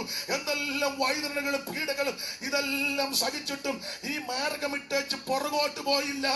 ഇതെല്ലാം സഹിച്ചിട്ടും അവൻ ക്ഷീണിച്ചില്ല, പതറിയില്ല, ധീരതയോടെ കർത്താവിനെ സേവിച്ചു. Price the Lord. പുതിയ ഉപദേശക്കാര് ചെല്ലു പറയുന്നത് കഷ്ടമൊന്നുമില്ല, യേശുവിനെ അറിഞ്ഞ എല്ലാ കഷ്ടവും മാറുമെന്നൊക്കെയാ പറയുന്നത്. ദൈവത്തിന് സ്തോത്രം. അത് ദുരുപദേശമാണ്. കഷ്ടത എന്നുള്ളത് തിരുവചനം പഠിക്കാൻ നിങ്ങൾക്കറിയാം, അതൊരു വരവും കൂടാ. അതൊരു വരമാണ്. സ്തോത്രം, വരമാണ്. ഞാൻ എപ്പോഴും പ്രസംഗിക്കുമ്പോൾ പറയും, മക്കതോന്യക്കാർക്ക് ലഭിച്ച ദൈവകൃപയായിട്ട് പൗലോസ് പറയുന്നുണ്ട്. 8-ാം അധ്യായത്തിന്റെ 1-2 വായിച്ചു. ഭയങ്കര ദൈവകൃപ. ആ ദൈവകൃപയുള്ളവരുടെ വിശേഷത ഒന്ന് വായിച്ചു. 8-ാം അധ്യായത്തിന്റെ 1 മുതൽ വായിച്ചു. സഹോദരന്മാരെ, മക്കതോന്യ സഭകൾക്ക് ലഭിച്ച ദൈവകൃപ ഞങ്ങൾ നിങ്ങളോട് അറിയിക്കുന്നു. മക്കതോന്യ സഭകൾക്ക് ഭയങ്കര ദൈവകൃപയാ ലഭിച്ചത്. ആ ദൈവകൃപ എന്നതാണെന്ന് പൗലോസോട് തെളിയിക്കുക. മക്കതോന്യ സഭകൾക്ക് ലഭിച്ച ദൈവകൃപ ഞങ്ങൾ നിങ്ങളോട് അറിയിക്കുന്നു. അതെന്തുവാ? കഷ്ടത എന്ന കഠിന ശോധനയിലായിട്ടും ദൈവകൃപ ലഭിച്ച ഇവര് കഷ്ടത എന്ന കഠിന ശോധനയ്ക്കകത്തൂടാ പോകുന്നത്. ഇന്ന് കഷ്ടത എന്ന കഠിന ശോധനയ്ക്കകത്തൂടെ ആരേലും പോയാൽ പുതിയ ആൾക്കാർ പറയും ശാപമാണെന്ന് പറയും. അഴിക്കുന്ന ഒരാള് കോഴിക്കോട്ടുണ്ട്, നമുക്ക് വിളിച്ചോണ്ട് വരാം. പണ്ടുണ്ടായിരുന്ന ബലൂണെല്ലാം ചവിട്ടി പൊട്ടിച്ചേച്ചാണെന്ന് ഏതൊക്കെയാണോ തിരുവല്ലായി പണ്ട് പേരൊന്നും പറയത്തില്ല. ഒരാൾ യോഗം നടത്തിയപ്പോൾ വന്നവനെല്ലാം ഛർദ്ദിക്കുക. അപ്പം ഈ വാളണ്ടിയേഴ്സ് എല്ലാവർക്കും പ്ലാസ്റ്റിക് കൂട് കൊടുക്കുക, പെറ്റിക്കൂട്ട് കൂട്, എല്ലാവരും കൂട് മേടിച്ച് അങ്ങ് ഛർദ്ദിക്കുക. അത് ഒരു ശുശ്രൂഷയാണ്. വന്നത് മുഴുവൻ പാട്ടക്കാലായി പണ്ട് ഒരാളുണ്ടെന്ന് എണ്ണ പ്രാർത്ഥിച്ചു കൊടുക്കുക. പെണ്ണുങ്ങളെല്ലാം ഏഴ് നിന്ന് അങ്ങ് ഛർദ്ദിക്കുക. എണ്ണ കുടിച്ചാൽ പിന്നെ ഓക്കാനം വരികയല്ലേ. എന്തെല്ലാം ബുദ്ധിമുട്ടും വൈതരണിയാന്ന് ഓർത്തോണം. ഇത് മക്കതോന്യ സഭയ്ക്ക് ലഭിച്ച ദൈവകൃപ കഷ്ടത എന്ന കഠിന ശോധനയിൽ ആയിരുന്നിട്ടും. അപ്പോൾ ഇവര് ദൈവകൃപയുള്ളവരാ, ഭയങ്കര കൃപയാ. ആ കൃപ പ്രാപിച്ച കൃപയുള്ള ഇവരെ പറ്റി പറയുക കഷ്ടത എന്ന കഠിന ശോധനയ്ക്കകത്തൂടാ പോകുന്നത്. ഇന്ന് രാത്രി ചില കഷ്ടതകളും പോരാട്ടങ്ങളും വരുമ്പോൾ ദൈവം നിന്നെ തള്ളിക്കളഞ്ഞിട്ടില്ല, ദൈവം നിന്നെ ഉപേക്ഷിച്ചിട്ടില്ല, ദൈവം നിന്നെ മറന്നിട്ടില്ല. ദൈവം നിന്നെ അറിയാത്തത് കൊണ്ടല്ല, ദൈവം നിന്നെ അവൻ ഉപേക്ഷിച്ചതല്ല. ഇതൊരു ദൈവകൃപയാ. Price the Lord. പഴയ പാട്ടിലുണ്ട്, കഷ്ടതകൾ ദൈവമേ എന്നവകാശം തന്നെയല്ലോ, കഷ്ടതകൾ ദൈവമേ അവകാശം തന്നെയല്ലോ, വിശ്വസിപ്പാൻ മാത്രമല്ല നൽവാനോ തങ്ക കഷ്ടതകൾ സഹിപ്പാനും പ്രാപ്തിത. തങ്ക കഷ്ടതകൾ സഹിപ്പാനും പ്രാപ്തിത. എന്നെ കേൾക്കുന്ന പ്രിയരെ, കഷ്ടത ഒരു കൃപയാ. അവിടെ വായിക്കുന്നത് കഷ്ടത എന്ന കഠിന ശോധനയിൽ കൂടി പോയിട്ടും അടുത്തത് അവരുടെ സന്തോഷ സമൃദ്ധി. അപ്പൊ ശ്രദ്ധിക്കുക, ഇവരുടെ കൃപ എന്നാന്ന് ചോദിച്ചാൽ കൃപ പ്രാപിച്ചവര് ഒന്ന് കഷ്ടത എന്ന കഠിന ശോധനയ്ക്കകത്തൂടാ പോകുന്നത്. അടുത്ത വാക്യത്തിലുണ്ട് മഹാദാരിദ്ര്യവും. സ്തോത്രം. ഒന്ന് കഷ്ടത എന്ന കഠിന ശോധന, 2 വെറും ദാരിദ്ര്യമല്ല, മഹാദാരിദ്ര്യം. കൃപ പ്രാപിച്ചവരാ, യേശുവിനെ അറിഞ്ഞവരാ, യേശുവിനെ ശുശ്രൂഷിക്കുന്നവരാ, യേശുവിനെ ആരാധിക്കുന്നവരാ, യേശുക്രിസ്തുവിനെ സാക്ഷിക്കുന്നവരാ. പക്ഷെ ഈ 2 അനുഭവങ്ങളിൽ കൂടിയാ പോയിക്കൊണ്ടിരിക്കുന്നത്. ഒന്ന് കഷ്ടത എന്ന കഠിന ശോധന, 2 മഹാദാരിദ്ര്യം. ഈ 2 അനുഭവങ്ങളിൽ കൂടി പോകുമ്പോഴും അവർക്ക് 2 വിശേഷതയുണ്ട്. അതാണ് ഒന്നാമത്തെ വിശേഷത, സന്തോഷ സമൃദ്ധി. രണ്ടാമത്തെ അടുത്ത വാക്യത്തിലുണ്ട് മഹാദാരിദ്ര്യവും ധാരാളം ഔദാര്യം കാണിക്കുവാൻ കാരണമായി. ഈ മഹാദാരിദ്ര്യത്തിൽ കൂടെ പോകുമ്പോൾ ഔദാര്യം കാണിക്കുന്നത്, നമ്മളെ വല്ലതും കൊടുക്കാൻ ഉദ്ദേശമൊക്കെ ഉണ്ട്. പക്ഷേ ഇച്ചിരൂടെ ആകട്ടെ മാസ്റ്റർ എന്നാ പറയുന്നത്. പക്ഷെ കൺവെൻഷന് വേണ്ടി എന്തെങ്കിലും തരണമെന്നൊക്കെ ഉണ്ട്, പക്ഷെ ഒന്നും അങ്ങോട്ട് ആകുന്നില്ല. പക്ഷെ തിരുവചനം പഠിപ്പിക്കുന്നത് മഹാദാരിദ്ര്യത്തിൽ കൂടെ പോകുമ്പോഴും ഔദാര്യം കാണിക്കുക. അതെല്ലാരെയും കൊണ്ട് ഒക്കത്തില്ല, കൃപയുണ്ടേലേ ഒക്കുള്ളൂ. അത് ദൈവകൃപ പ്രാപിച്ചവർക്കേ സാധിക്കൂ. അപ്പോൾ ആരംഭകാലത്ത് എബ്രായ വിശ്വാസികൾ ഈ ശോധന കഷ്ടതയുടെ തീച്ചൂളയിൽ കൂടെ പോയിക്കൊണ്ടിരിക്കുക. എന്നാൽ നിങ്ങൾക്ക് പ്രകാശനം ലഭിച്ച ശേഷം ആ നിന്ദകളാലും പീഡകളാലും കൂത്തുകാഴ്ചയായി ഭവിച്ചും അനുഭവിക്കുന്നവർക്ക് കൂട്ടാളികളായി തീർന്നും ഇങ്ങനെ കഷ്ടങ്ങളാൽ വളരെ പോരാട്ടം കഴിച്ച പൂർവ്വകാലം, ആരംഭകാലം അങ്ങനെ. മാത്രമല്ല ആരംഭകാലത്തിലുള്ള വിശേഷത 6-ാം അധ്യായത്തിന്റെ 9 മുതൽ വായിച്ച അറിവുള്ള വാക്യം വായിച്ചു. എന്നാൽ പ്രിയമുള്ളവരെ, ഞങ്ങൾ ഇങ്ങനെ സംസാരിക്കുന്നുവെങ്കിലും നിങ്ങളെ കുറിച്ച് ശുഭമേറിയതും. എന്നാൽ പ്രിയമുള്ളവരെ, ഞങ്ങൾ ഇങ്ങനെ സംസാരിക്കുന്നുവെങ്കിലും നിങ്ങളെ കുറിച്ച് ശുഭമേറിയതും രക്ഷയ്ക്ക് ഉതകുന്നെന്നും വിശ്വസിക്കുന്നു.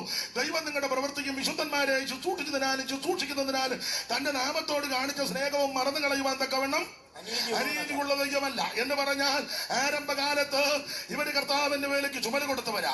വിശുദ്ധന്മാരെ ശുശ്രൂഷിക്കുന്നതിനാലും എല്ലാം ഞാൻ വിവരിക്കുന്നില്ല. ഞാന് ചിലപ്പം പറയാനുണ്ട്, ചിലർക്കത് ഉൾക്കൊള്ളാൻ ബുദ്ധിമുട്ടാ. ഈ തിരുവല്ല ഇന്ന് കുമ്പനാട് വഴി പത്തനംതിട്ട വരുമ്പോൾ റാന്നി, കോന്നി ചില ഭാഗങ്ങള്, പിന്നെ അങ്ങ് തൃശ്ശൂർ സൈഡില് ആൽപ്പാറ സൈഡെല്ലാം, അതുപോലെ നെല്ലിക്കുന്നം, ആൽപ്പാറ, പഴഞ്ഞി, കുന്നംകുളം ആദിയായി സൈഡ്, പിന്നെ തിരുവല്ല, മേപ്പറ സൈഡ്, കൊട്ടാരക്കര, തൃക്കണ്ണമംഗല ആ ഏരിയകള്, അതുപോലെ ഉമ്മന്നൂര് ആ സൈഡൊക്കെ പഴയ പെന്തിക്കോസുകാരുള്ള ആ സ്ഥലങ്ങളിലൊക്കെ നല്ല നല്ല വീടുകളും ചുറ്റുപാടുകളും വന്നു. അതിപ്പോഴത്തെ 2, 3, 4 തലമുറയുടെ മെച്ചം കൊണ്ടൊന്നും കിട്ടിയതല്ല. നിങ്ങൾ സ്തോത്രം പറയലെന്ന് എനിക്കറിയാം. നിങ്ങൾ പറഞ്ഞാലും പറഞ്ഞില്ലേലും എനിക്കത് വിഷയവുമല്ല. സ്തോത്രം, നിങ്ങളെ എല്ലാം കൂടെ സ്തോത്രം പറയിപ്പിക്കാന്ന് കോൺട്രാക്ട് എടുത്ത് നടന്ന ആളുമല്ല ഞാൻ.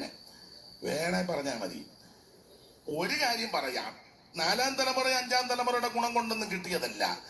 ഇവരുടെയൊക്കെ പിതാക്കന്മാർ കുടുംബത്തെക്കാൾ ഉപരി, മക്കളെക്കാൾ ഉപരി, വീടിനേക്കാൾ ഉപരി ഈ സുവിശേഷത്തെ സ്നേഹിച്ചു. അത് മറന്നു കളഞ്ഞില്ല ദൈവം. കുഞ്ഞുങ്ങൾക്കൊന്നും കൊടുത്തില്ലെങ്കിലും സുവിശേഷ വേലക്കാരെ സഹായിക്കുകയും ബഹുമാനിക്കുകയും ചെയ്തു. സ്തോത്രം. വീട്ടിലെ പല കാര്യം ഇട്ടേച്ച് സഭയ്ക്ക് വേണ്ടി പല കാര്യം ചെയ്തു. അവരെ ഒന്നും ദൈവം മറന്നില്ല. കാരണം പുസ്തകത്തിലെ വാക്യം മറന്നു കളയുവാൻ നമ്മുടെ ദൈവം അനീതിയുള്ള ദൈവമല്ല. അതുകൊണ്ട് ഇന്ന് രാത്രി എന്നെ കേൾക്കുന്ന ദൈവമക്കളോട് ഉറപ്പിച്ചും തറപ്പിച്ചും പറയാം, നീ കർത്താവിന്റെ വേലയ്ക്ക് ചുമല കൊടുത്താൽ വാക്കുകൊണ്ടും പ്രവൃത്തി കൊണ്ടും സമീപനം കൊണ്ടും സംസാരം കൊണ്ടും പണം കൊണ്ടും ശരീരം കൊണ്ടും ഏത് വിധേയതയും നിന്നാലാവും വിധം ഈ മാർഗത്തിന് വേണ്ടി നീ നിന്നാൽ, അവിടുത്തെ വരവ് താമസിച്ചാൽ നിന്റെ സന്തതിക്ക് ദോഷം വരികയില്ല, നിന്റെ തലമുറ അനപ്രതിക്കത്തില്ല, നിന്റെ കുടുംബത്തിൽ ദോഷം വരികയില്ല. യഹോവയുടെ ദോഷവും തട്ടാതെ നിന്നെ പരിപാലിക്കും. ദൈവം വിശ്വസ്തനാ. കരമുയർത്തി ദൈവത്തിന് മഹത്വം കൊടുക്ക. Price the Lord. തിരുനാമത്തിനായി മണ്ണിൽ നിന്നകൾ സാധിച്ചവരെ, തിരുനാമത്തിനായി മണ്ണിൽ നിന്നകൾ സാധിച്ചവരെ, സന്നിധം ചേർക്കുന്ന കൈകളാൽ അവരോട് കണ്ണുനീർ തുടച്ചിടുവാൻ, സന്നിധം ചേർക്കുന്ന കൈകളാൽ അവരോട് കണ്ണുനീർ തുടച്ചിടുവാൻ, പ്രതിഫലം തന്നിടുവാൻ യേശുരാജൻ വന്നിടുവാൻ, അധികമില്ലിനിയും ആളുകൾ നമ്മുടെ ആദികൾ തീർന്നിടുവാൻ, അധികമില്ലിനിയോ ആളുകൾ നമ്മുടെ ആദികൾ തീർന്നിടുവാൻ. पारुल यूनिवर्सिटी के प्लेसमेंट्स का कोई रिप्लेसमेंट नहीं, इसलिए टॉप कंपनीज की फर्स्ट चॉइस। आप तो समझ ही गए होंगे। Join Parul university, Vadodara, Gujarat. അപ്പോൾ ആരംഭകാലത്ത് പ്രാരംഭകാലങ്ങളിൽ ആരംഭ ദിശകളിൽ ഇവര് കർത്താവിന്റെ വേലയ്ക്കും കർത്തൃ ശുശ്രൂഷകളും ചുമല കൊടുത്തു നിന്നവരാ. വിശുദ്ധന്മാരെ ശുശ്രൂഷിച്ചതിനാലും ശുശ്രൂഷിക്കുന്നതിനാലും തന്റെ നാമത്തോട് കാണിച്ച സ്നേഹം ദൈവം മറന്നു കളയത്തില്ല. എന്നാൽ കുറെ കാലം കഴിഞ്ഞപ്പോൾ ഇവർക്ക് തോന്നി ഇറങ്ങിത്തിരിച്ചത് വിട്ടുപോകുന്നതെല്ലാം അബദ്ധമായോ എന്നൊരു ചിന്ത. കാരണം യെരൂശലേം പള്ളി, പുരോഹിതന്മാര്, പുരോഹിത വൃന്ദങ്ങള്, പള്ളിയില് സ്ഥാപന ജംഗമ വസ്തുക്കള്, കോടിക്കണക്കിന് വിലമതിക്കുന്ന ഒന്നുകൊണ്ടും തങ്കം കൊണ്ടും നിർമ്മിക്കപ്പെട്ടതായ ഈ വിലപിടിപ്പുള്ള സാധനങ്ങള്, അതിന്റെ ആഢ്യത്വമായ പല കാര്യങ്ങളെല്ലാം വിട്ട് ഉപേക്ഷിച്ച് ഇവർ ഇറങ്ങിത്തിരിച്ചു. ആ ഇറങ്ങിത്തിരിച്ച സമയത്ത് തീക്ഷ്ണതയോടെ നിന്നു. കാലക്രമേണ ഇവർക്ക് തോന്നി വിട്ടതും ഉപേക്ഷിച്ചതും ത്യജിച്ചതും വർദ്ധിച്ചതും ഇത് ഉപേക്ഷിച്ചത് അബദ്ധമായോ എന്ന് ചിന്ത അകത്ത് കയറി. ഈ ചിന്ത അകത്ത് കയറിയപ്പോൾ ഇവർ ക്ഷീണിച്ചു. ക്ഷീണിച്ചതിന് തെളിവ് 2 വാക്യം, ഒത്തിരി വാക്യമുണ്ട്, 2 മതി. ഇപ്പം 6, 12, 12, 12 ക്ഷീണിച്ചതിന് തെളിവ് 6, 12, 12, 12. അങ്ങനെ നിങ്ങൾ മന്ദതയുള്ളവരാകാതെ. ക്ഷീണിച്ചതിന് തെളിവ് മന്ദത. ആ ഇരിപ്പൊക്കെ കാണുമ്പോൾ അറിയാം ഒരു ചെറിയ മന്ദതയുണ്ട്. പിന്നെ സ്തുതിക്കാൻ പറയുമ്പം എന്നൊക്കെ പറയാ, കുഴപ്പമില്ല. ചെറിയ മന്നിപ്പുണ്ട്. ഉണ്ട്. ചിലര് വസന്ത വന്ന് കോഴി ഇരിക്കും പോലെ ഇരിക്കുന്നേ, ഒരു ചെറിയ മന്ദതയുണ്ട്. ആട്ടെ, എന്നാലും വന്നിരിക്കുന്നല്ലോ, വലിയ കാര്യം. ദൈവം നിങ്ങളെ അനുഗ്രഹിക്കട്ടെ. പക്ഷെ വന്നതുപോലെ തിരിച്ചു പോകരുത്, ബലപ്പെട്ടേ പോകാവൂ. അപ്പൊ ഇവർക്കൊരു മന്ദത. അങ്ങനെ നിങ്ങൾ മന്ദതയുള്ളവരാകാതെ വിശ്വാസത്താലും ആ. ദീർഘക്ഷമയാലും വിശ്വാസത്താലും ദീർഘക്ഷമയാലും വാഗ്ദത്തങ്ങളെ അവകാശമാക്കുന്നവരുടെ അധികാരികളായി തീരണം. അപ്പൊ ശ്രദ്ധിക്കുക, മന്നത ക്ഷീണിച്ചതിന് തെളിവാ. ഇനി 12 ആകയാൽ തളർന്ന കൈയും കുഴഞ്ഞ മുഴങ്കാലും നിവർത്തുവിൻ. അപ്പൊ കൈ തളർന്നു, കാല് കുഴഞ്ഞു, തെളിവാ ക്ഷീണിച്ചെന്ന്. 6-ന്റെ 12 12-ന്റെ 12 2 വാക്യത്തിൽ ഇവർ ക്ഷീണിച്ചു. ആരംഭകാലത്ത് തീക്ഷണത കൊണ്ട് നിന്നു. അത് 10:32 6-ന്റെ 9. കാലക്രമേണ ഇവർക്കൊരു ചിന്ത, വിട്ടത്, ഉപേക്ഷിച്ചത്, വർജിച്ചത് അബദ്ധമായി. ഇപ്പൊ പെന്തിക്കോസുകാർക്ക് ചിലർക്ക് ഒരു ചിന്ത, കമ്മലും മാലയെ ഊരിയതെല്ലാം അബദ്ധമായോ എന്ന്.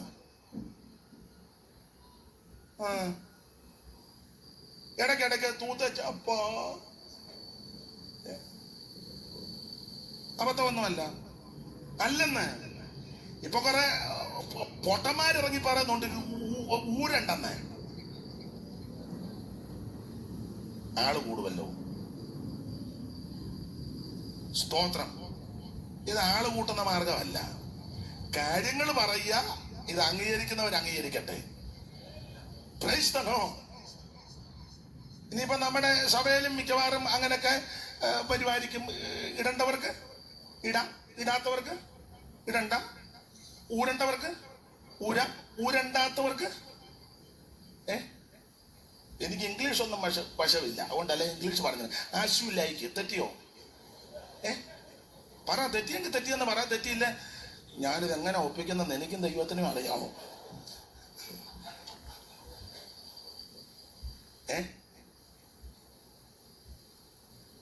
തെറ്റി വച്ചാ ഇപ്പൊ അങ്ങനെ ആയി വന്നിരിക്കുക. ഇതിന് വില കൊടുത്തവരുണ്ടെന്ന്, ഇതിനു വേണ്ടി നിവരെ നിന്നവരുണ്ടെന്ന്. തങ്കച്ച മീശ പഠിച്ചത് അബദ്ധമൊന്നുമല്ല. നീ കരിക്കിന്റെ മോന്ത കെട്ടിയും പറഞ്ഞ് ദോത്രം പറഞ്ഞിരിക്കരുത് നിരാശയോടെ. ഇന്ന് അബദ്ധമൊന്നുമല്ലെന്ന്. ഇത് ഉപേക്ഷിച്ചത് മണ്ടത്തരമൊന്നുമല്ല. നീ മറ്റ് ചടങ്ങുകൾക്ക് പോകുന്നില്ലല്ലോ, അത് മണ്ടത്തരമൊന്നുമല്ല. നീ വേർപാട് പാലിക്കുന്നത് അബദ്ധമൊന്നുമല്ല. ആൾക്കാർ നിന്നെ ആക്ഷേപിക്കും, പരിഹസിക്കും, നിന്ദിക്കും, പഠിക്കും. അവൻ നിന്നെ പലതും പറയും. പക്ഷെ നീ അതൊന്നും ഗണ്യമാക്കണ്ട. അവൻ പ്രതിഫലം തരുന്നൊരു ദിവസമുണ്ട്. നിന്നെ ആദരിക്കുന്നൊരു ദിവസമുണ്ട്. നിന്നെ ബഹുമാനിക്കുന്നൊരു ദിവസമുണ്ട്.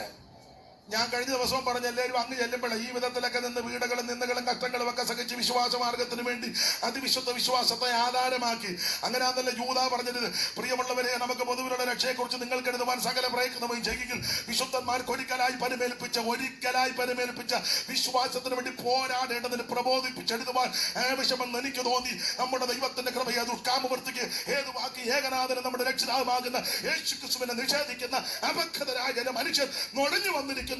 അവരുടെ ഈ ശിക്ഷാവധി പണ്ട് തന്നെ എഴുതിയിരിക്കുക. എന്നാൽ നിങ്ങളോ പ്രിയമുള്ളവരെ, നിങ്ങളുടെ വിശ്വാസത്തെ അടിസ്ഥാനമാക്കി ആധാരമാക്കി 20-ാം വാക്യം പറയുക, വിശുദ്ധ വിശ്വാസം. ഇത് നമ്മുടെ വിശുദ്ധി കൊണ്ട് നന്നതല്ല, ഇത് വിശുദ്ധനിൽ നിന്ന് കിട്ടുകയാ. ആരാ വിശുദ്ധൻ? യേശുക്രിസ്തുവാകുന്ന വിശുദ്ധനിൽ നിന്ന് ഈ വിശ്വാസം ലഭിച്ചത് കൊണ്ട് ഇത് അതിവിശുദ്ധ വിശ്വാസം. ഈ വിശ്വാസത്തിന് വേണ്ടി നീ പോരാടണം. അങ്ങനെ പോരാടുമ്പോൾ നീ ഒത്തിരി പ്രശ്നങ്ങൾ വരും. പൗലോസ് എബ്രായത്തിൽ പറഞ്ഞല്ലോ, സമ്പത്തുകളുടെ അപകാരമൊക്കെ സന്തോഷത്തോടെ സഹിക്കണം. വസ്തു ഭാഗോടമ്പടി ചെയ്യുമ്പോ തരത്തില്ല, ഉടനെ വെണ്ടനെ തല്ലാനും വല്യപ്പന്റെ വങ്ങായിക്കും പിടിക്കരുത്. പെന്തിക്കോസാന്നും പറഞ്ഞേ മിണ്ടുന്നില്ലല്ലോ. സ്തോത്രം. വസ്തു ഭാഗോടമ്പടി വെക്കുമ്പോ ചിലപ്പോ കിട്ടുകയല്ല. നീ സ്തോത്രം പറയണം.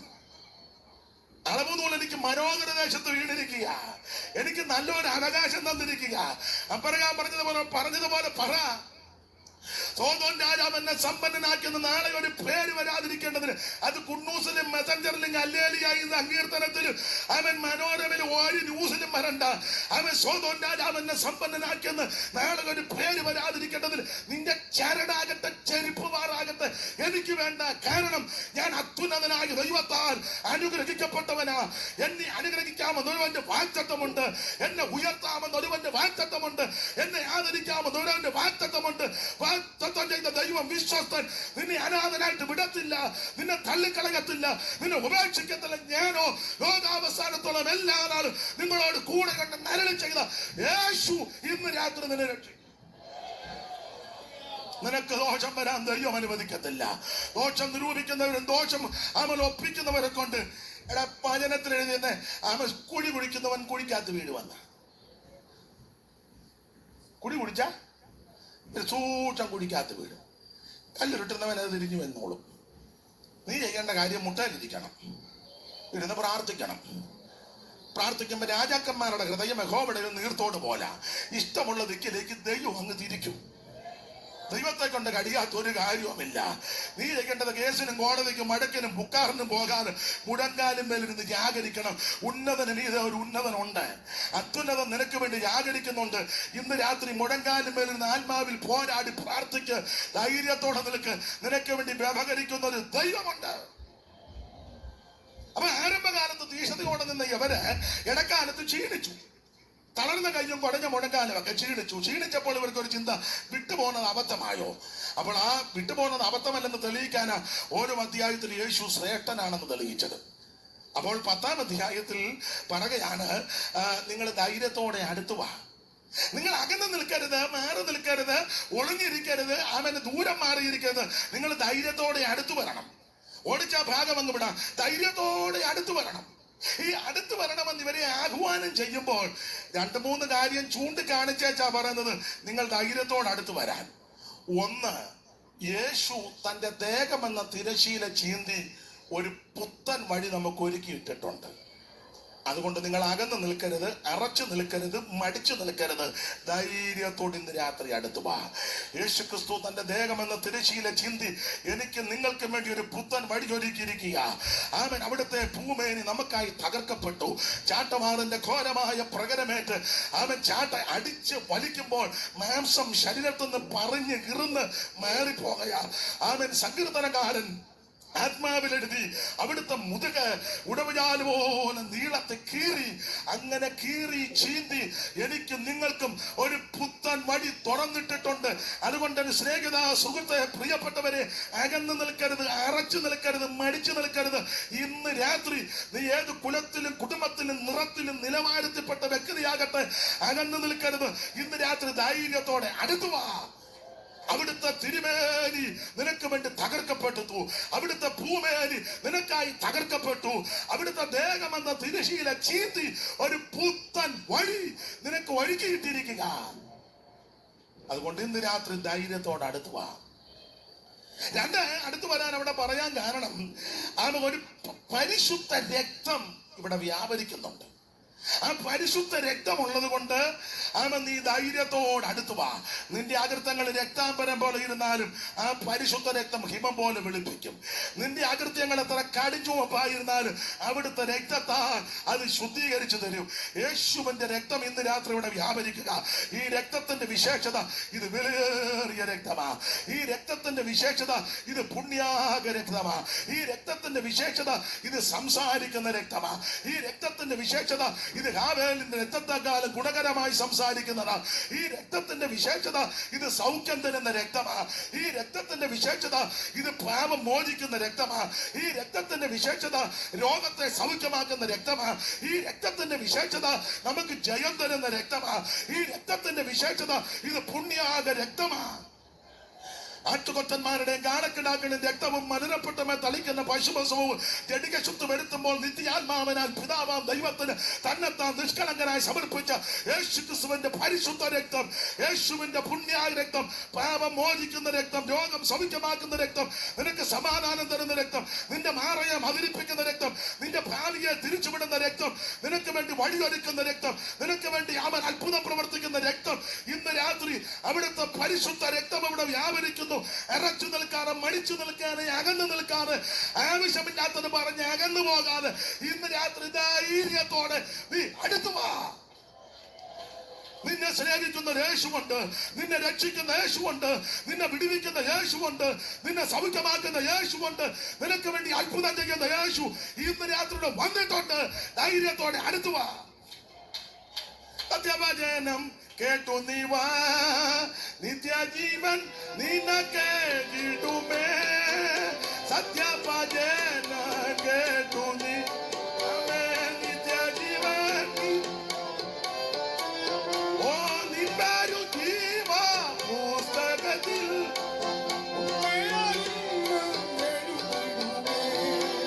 നിന്റൊരു ജീവ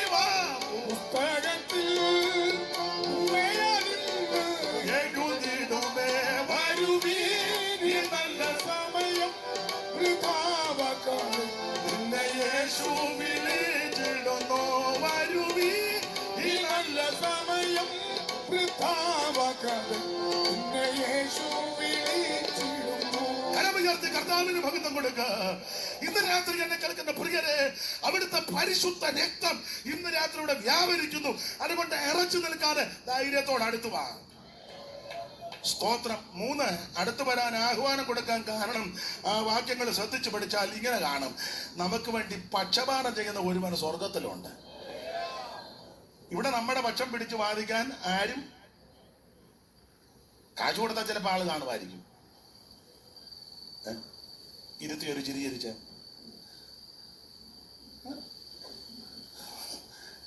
നിനക്ക് ചിലപ്പോ കഴിവ് കാണുകയല്ല, കാശ് കാണുകയല്ല, ആൽബലവും കാണുകയല്ല, IPC വലിയ പിടി വേണ്ട. നിന്റെ ആൾക്കാരും അധികം കാണത്തില്ല, വേണ്ട. ഉള്ളവരെ കുറ്റവും പറയുകയല്ല. ആരുമില്ലേലും നിനക്ക് വേണ്ടി പക്ഷപാതം ചെയ്യുന്ന ഒരുവനുണ്ട്. നിന്റെ പക്ഷം പിടിച്ച് വാദിക്കുവാൻ ഒരുവൻ സ്വർഗത്തിലുണ്ട്. Price the Lord. അവിടെ നിന്ന് രാത്രിയും നമുക്ക് വേണ്ടി പക്ഷം പിടിച്ച് വാദിക്കുക. അതുകൊണ്ട് അറച്ചു നിൽക്കരുത്, ധൈര്യത്തോട് അടുത്ത് വാ. 3 കാര്യങ്ങൾ ചൂണ്ടിക്കാണിച്ച ഇവരെ വിളിക്കുന്നത് ധൈര്യത്തോട് അടുത്ത് വരാൻ. ഇവർ അകന്ന് പോകാൻ 2 കാര്യമുണ്ട്. അതാ കണ്ണിക്കകത്ത് എടുത്തിട്ടുണ്ട്, വിസ്തരിക്കാൻ നേരമില്ല. 2 കാര്യമാണ് അകന്ന് പോകാൻ. 1, ദുർമനസാക്ഷി. 2, ഒരു നല്ല ഹൃദയമില്ല. കാരണം അവിടെ ഒരു പദമുണ്ട്, ശുദ്ധ ഹൃദയത്താൽ തളിക്കപ്പെടണം. അപ്പം ശുദ്ധ ഹൃദയം, അപ്പം നല്ലൊരു ഹൃദയം ഇല്ല. ഹൃദയമുണ്ട്, പക്ഷെ ചിത്തശുദ്ധി എന്നാ പറയുന്നത്. പാടാൻ വയ്യെങ്കിലും ഞാൻ ഈ പ്രസംഗിക്കുന്നത് മിക്കതും പാട്ടിനകത്തോടായി വിടുന്നത്. അത് ബോധമുള്ളവർക്കറിയാം. കർത്താ കർത്താ ദേവായിപ്പോൾ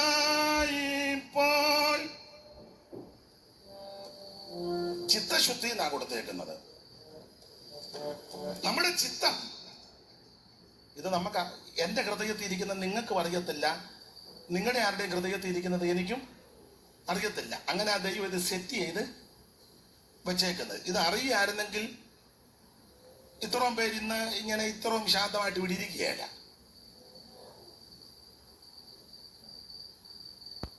അടുത്തിരിക്കുന്നവര് നമ്മളെ പറ്റി എന്തുവാ ചിന്തിക്കുന്നത് പെട്ടെന്ന് നമുക്ക് പിടികിട്ടാൻ നമ്മൾ ഇരിക്കത്തുമില്ല. ഇരിക്കുകയാലും നല്ല മിക്കവാറും കസേര എടുത്ത് തലക്കിട്ടൊന്ന് കൊടുക്കാൻ ചിലർക്ക്, നമുക്കൊക്കത്തില്ല. ഹൃദയത്തിരിക്കുന്നൊന്നും പിടികിട്ടുകയല്ല. പിന്നെ ചിലരുടെ നോട്ടവും ഇരിപ്പും സംസാരവും പ്രകൃതിയും കാണുമ്പം മൊത്തം അറിയത്തില്ലെങ്കിലും ഏകദേശം കുറെയൊക്കെ. ഉണ്ണായി വാര്യർ പണ്ട് പറഞ്ഞു, ചിത്തം താനത 10 അറിഞ്ഞിട്ട് തൻ കൃഷിയാങ്കി ആകിരഹ ഉദ്യോഗിച്ചു വിദഗ്ധനാ ഖഗവരൻ വൈദർഭ്യോടൂജിവാൻ. അപ്പം അതാ നന്നായി. ചിത്തം താനത 10 അറിഞ്ഞിട്ട് തൻ കൃഷിയാങ്കിര ഉദ്യോഗിച്ചു വിദഗ്ധനാൻ ഖഗവരൻ വൈദർഭ്യോടൂജിവാൻ. കൊണ്ടക്കോളാൽ കലത പുതുകമ്പീലിയെല്ലാം നിവർത്തിക്കൊണ്ടക്കേകി പ്രവചനട കോടാട്ടമാടുന്ന ഭംഗിയും കണ്ടക്കാമി നിജകമനിയാ നീലവേണി നിനച്ചിട്ടിണ്ടൽക്കേറ്റം വശകനവിടെ തന്നെ വിണ്ടാടെ നിന്നാൻ. പണ്ട് പഠിച്ചതാ. സന്താഭക്തം സകല ജഗതാൻ ചന്ദനെ മന്ദനം ചെയ്തെന്തായാലും വിടുമോതിനാലൊന്നുമില്ലെന്നുറച്ച് ചിന്താഭക്തൻ ചിരം അവിടെ നിന്ന് മയൂരത്തോടെ മയൂര സന്ദേശത്തില്ല. ഉണ്ണായി വാര്യർ പാടിയിരിക്കുന്നത് ചിത്തം താനത 10 അറിഞ്ഞ്. ചിത്തം മനസ്സ് 10 അറിഞ്ഞു. 10 അറിഞ്ഞെന്ന് പറഞ്ഞ പകുതി അറിഞ്ഞു. 10 5 10 പകുതി 5. ചിത്തം താനത 10 അറിഞ്ഞു. അപ്പൊ ഹൃദയത്തിന്റെ പകുതി അറിഞ്ഞെന്ന. ഏറെക്കുറെ നമുക്കൊക്കെ പകുതിയെ പിടികിട്ടുള്ളൂ. പക്ഷെ മുഴുവൻ അറിയുന്നവൻ ദൈവമാണ്. എന്റെ ഹൃദയത്തിൽ ഇരിക്കുന്ന മുഴുവൻ അറിയുന്നവൻ ദൈവമാ. നിങ്ങളുടെ ഹൃദയത്തിനകത്തിരിക്കുന്ന മുഴുവൻ അറിയുന്നവൻ ദൈവമാ. എനിക്ക് നിങ്ങളുടെ ഹൃദയത്തിൽ നിന്ന് പിടികിട്ടുകയില്ല, നിങ്ങൾക്ക് എന്റെ ഹൃദയത്തിൽ പിടികിട്ടുകയില്ല, പക്ഷെ ഇത് മുഴുവൻ അറിയുന്നവൻ ആ ദൈവം. അപ്പൊ ഇവർ രണ്ട് കാരണത്താൽ അകന്നു പോയത്. ഒന്ന്, ഒരു നല്ല മനസാക്ഷിയില്ല. സഹജീവികളോട്, ശുശ്രൂഷകരോട്, സഹവിശ്വാസികളോട്, കുടുംബത്തിലുള്ളവരോട്, ഭാര്യയോട്, ഭർത്താവോട്, മക്കളോട്, അയലത്തുകാരോട്, സ്നേഹിതനോട് ഇടപെടുന്നത് ഒരു നല്ല മനസാക്ഷിയില്ലല്ലോ ചിലർക്ക്. ഇല്ല. ഹൃദയം അത്ര ശുദ്ധമല്ല, എല്ലാറ്റിനേക്കാളും കപടമുള്ളതാണ്. പിന്നെ ചിലരെ കുഴപ്പം അവരുടെ കുഴപ്പമല്ല, ഒരു ഹൃദയം കർത്താവിന് കൊടുത്തു, വർഷങ്ങൾക്ക് മുമ്പേ കൊടുത്തതാ. ഹൃദയമില്ല. എന്നെ കേൾക്കുന്ന പ്രിയരെ, നമുക്കൊരു നല്ല ഹൃദയം വേണം. ആസാവ് പാടി, ദൈവം ഇസ്രായേലിന് നിർമ്മല ഹൃദയമുള്ളവർക്ക് നല്ലവനാകുന്നു നിശ്ചയം. നമ്മുടെ കർത്താവ് അതാ പഠിപ്പിച്ചത്. ഹൃദയശുദ്ധിയുള്ളവർ ഭാഗ്യവാന്മാർ, അവർ ദൈവത്തെ കാണും. നല്ലൊരു ഹൃദയം, അധികം വിവരിക്കുന്നില്ല, ദൈവത്തിന്റെ മഹത്വം. അപ്പൊ ഇവിടെ രണ്ട് കാരണത്താൽ അകന്നു പോയെന്ന് ആ കണ്ണികക്കകത്ത്. ഒന്ന്, നല്ല മനസാക്ഷിയില്ല. രണ്ട്, ശുദ്ധ ഹൃദയോ ഇല്ല. രണ്ട് കാരണത്താൽ അകന്നുപോയവരെ മൂന്ന് കാരണം കാണിച്ച അടുത്തോട്ട് വിളിക്കുന്നത്. ഒന്ന്, ദേഹമെന്ന തിരശ്ശീല ഒരുക്കി ചിന്തി വടിയൊരുക്കി അടുത്ത് വരണം. രണ്ട്, പരിശുദ്ധ രക്തം ഇവിടെ ഉണ്ട്, അടുത്ത് വാ. മൂന്ന്, നമുക്ക് വേണ്ടി പച്ചവാരം ചെയ്യുന്ന ഒരുവൻ സ്വർഗത്തിലുണ്ട്, അതുകൊണ്ട് അടുത്ത് വാ. ഇനി അടുത്ത് വരാൻ പറയുമ്പോൾ പെട്ടെന്ന് ചാടിക്കാരി അടുത്ത് വരരുത്. രണ്ട് വിധത്തിലെ ശുദ്ധീകരണം നടക്കണം, അതും ആ കണ്ണികക്കകത്തുണ്ട്. ഒന്ന്, ആന്തരിക ശുദ്ധീകരണം. രണ്ട്, ഭാഗ്യശുദ്ധീകരണം. അത് രണ്ടും ആ കണ്ണികക്കകത്തുണ്ട്. ആന്തരിക ശുദ്ധീകരണം, അതാണ് ഹൃദയങ്ങളിൽ തളിക്കപ്പെട്ടവരും. അങ്ങനെ ഒരു പദമില്ലേ ദൈവദാസനെ? വായിച്ചേ. നാം ദുർമനസാക്ഷി നീങ്ങുമാറ് ഹൃദയങ്ങളിൽ തളിക്കപ്പെട്ടവരും. ഹൃദയങ്ങളിൽ തളിക്കണം. അപ്പോൾ ആന്തരിക ശുദ്ധീകരണം ഹൃദയത്തിനകത്ത് തളിക്കണം. എന്തോ തളിക്കണം? യേശുവിന്റെ പരിശുദ്ധ രക്തം. ദുശ്ചിന്ത, പക, അത് മറ്റേ അങ്ങനെയുള്ള ഒത്തിരി ഹൃദയത്തിനകത്തിരിക്കുകയല്ലയോ. വിദ്വേഷവും പകയും കുശുമ്പും കുന്നായ്മയും എല്ലാം നാടൻ ഭാഷ പറഞ്ഞു ഒത്തിരി അകത്തുണ്ട്. ഇതെല്ലാം അകത്ത് വെച്ചോണ്ടാണ് നമ്മൾ ഈ glory, victory, Calvary, Jesus, glory to God, Jesus എന്നൊക്കെ വെക്കുന്നത്. പാമ്പ് ഈറ്റുമ്പോൾ ब्रश करते समय खून आना, खाते समय मसूड़ों में तकलीफ और सांसों की दुर्गंध, ये प्लाक बैक्टीरिया के कारण होने वाली मसूड़ों की समस्याओं के 3 लक्षण हो सकते हैं. चुनिए पैरोडोंटैक्स. ये है प्लाक बैक्टीरिया हटाने में 4 गुना ज्यादा असरदार. पैरोडोंटैक्स, द गम एक्सपर्ट्स.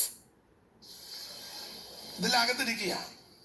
ചില ആൾക്കാർ പറയുന്നത് നിങ്ങൾ കേട്ടില്ലേ, പാസ്റ്റർ എന്നോട് ചെയ്തതും പ്രവർത്തിച്ചതൊക്കെ എന്റെ ഹൃദയത്തിൽ ഇരിപ്പുണ്ട്. ഞാൻ പിന്നെ കൺവെൻഷൻ ആയതുകൊണ്ട്, ഉപവാസ പ്രാർത്ഥന ആയതുകൊണ്ട്, ഈ പവർ കോൺഫറൻസ് ആയതുകൊണ്ട് ഞാൻ ഇപ്പൊ മിണ്ടുന്നില്ലെന്നേ ഉള്ളൂ. എല്ലാം എന്റെ ഹൃദയത്തിൽ ഇരിപ്പുണ്ട്. ഞാനൊന്നും മറന്നിട്ടില്ല, മറക്കത്തുമില്ല. ഞാൻ ചത്താലും കുഞ്ഞുഞ്ഞമ്മേ നീ ചാകാനും ബുദ്ധിമുട്ട് വരും. ഇങ്ങനെ കിടക്കും. നമ്മൾ കണ്ടമാനം വലിക്കുന്നുണ്ടല്ലോ.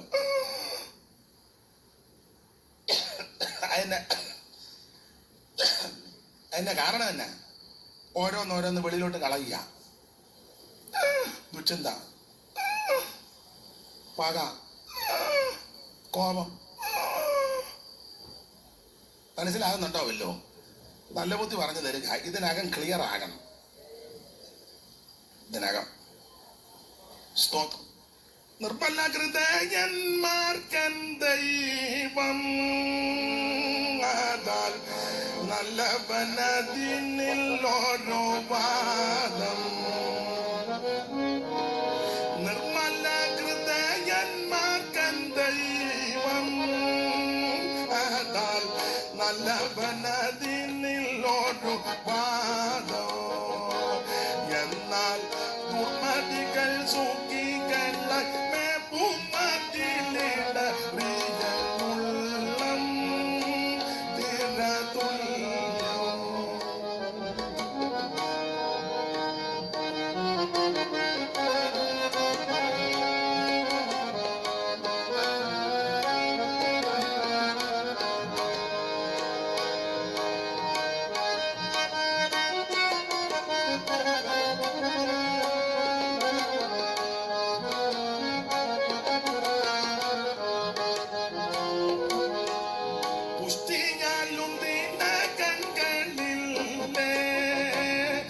അവർ ഇഷ്ടമെല്ലാം സാധിച്ചിടുന്നില്ലേ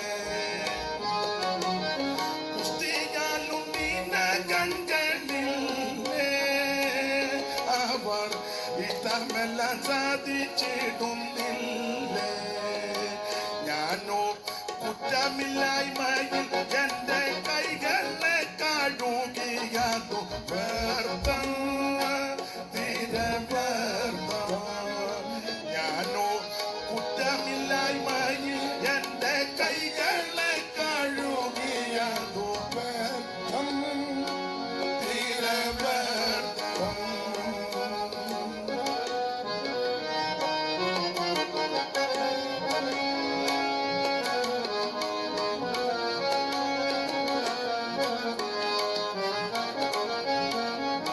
സമയത്തെ ഭയപ്പെടുന്നു. ഇന്ന് രാത്രി ശ്രദ്ധിക്കുക, അവൻ ധൈര്യത്തോടെ അടുത്തു വരണം.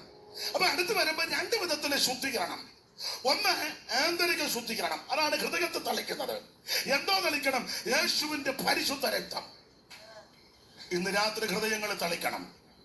ഏറ്റു പറ, കർത്താവിനോട് പറ, യേശുവേ എന്റെ പാപം ക്ഷമിക്കണം, യേശുവേ എന്റെ പാപം പൊറുക്കണം. നമുക്ക് പാപമില്ല എന്ന് പറഞ്ഞെങ്കിൽ നാം നമ്മെ തന്നെ വഞ്ചിക്കുന്നെന്നാ.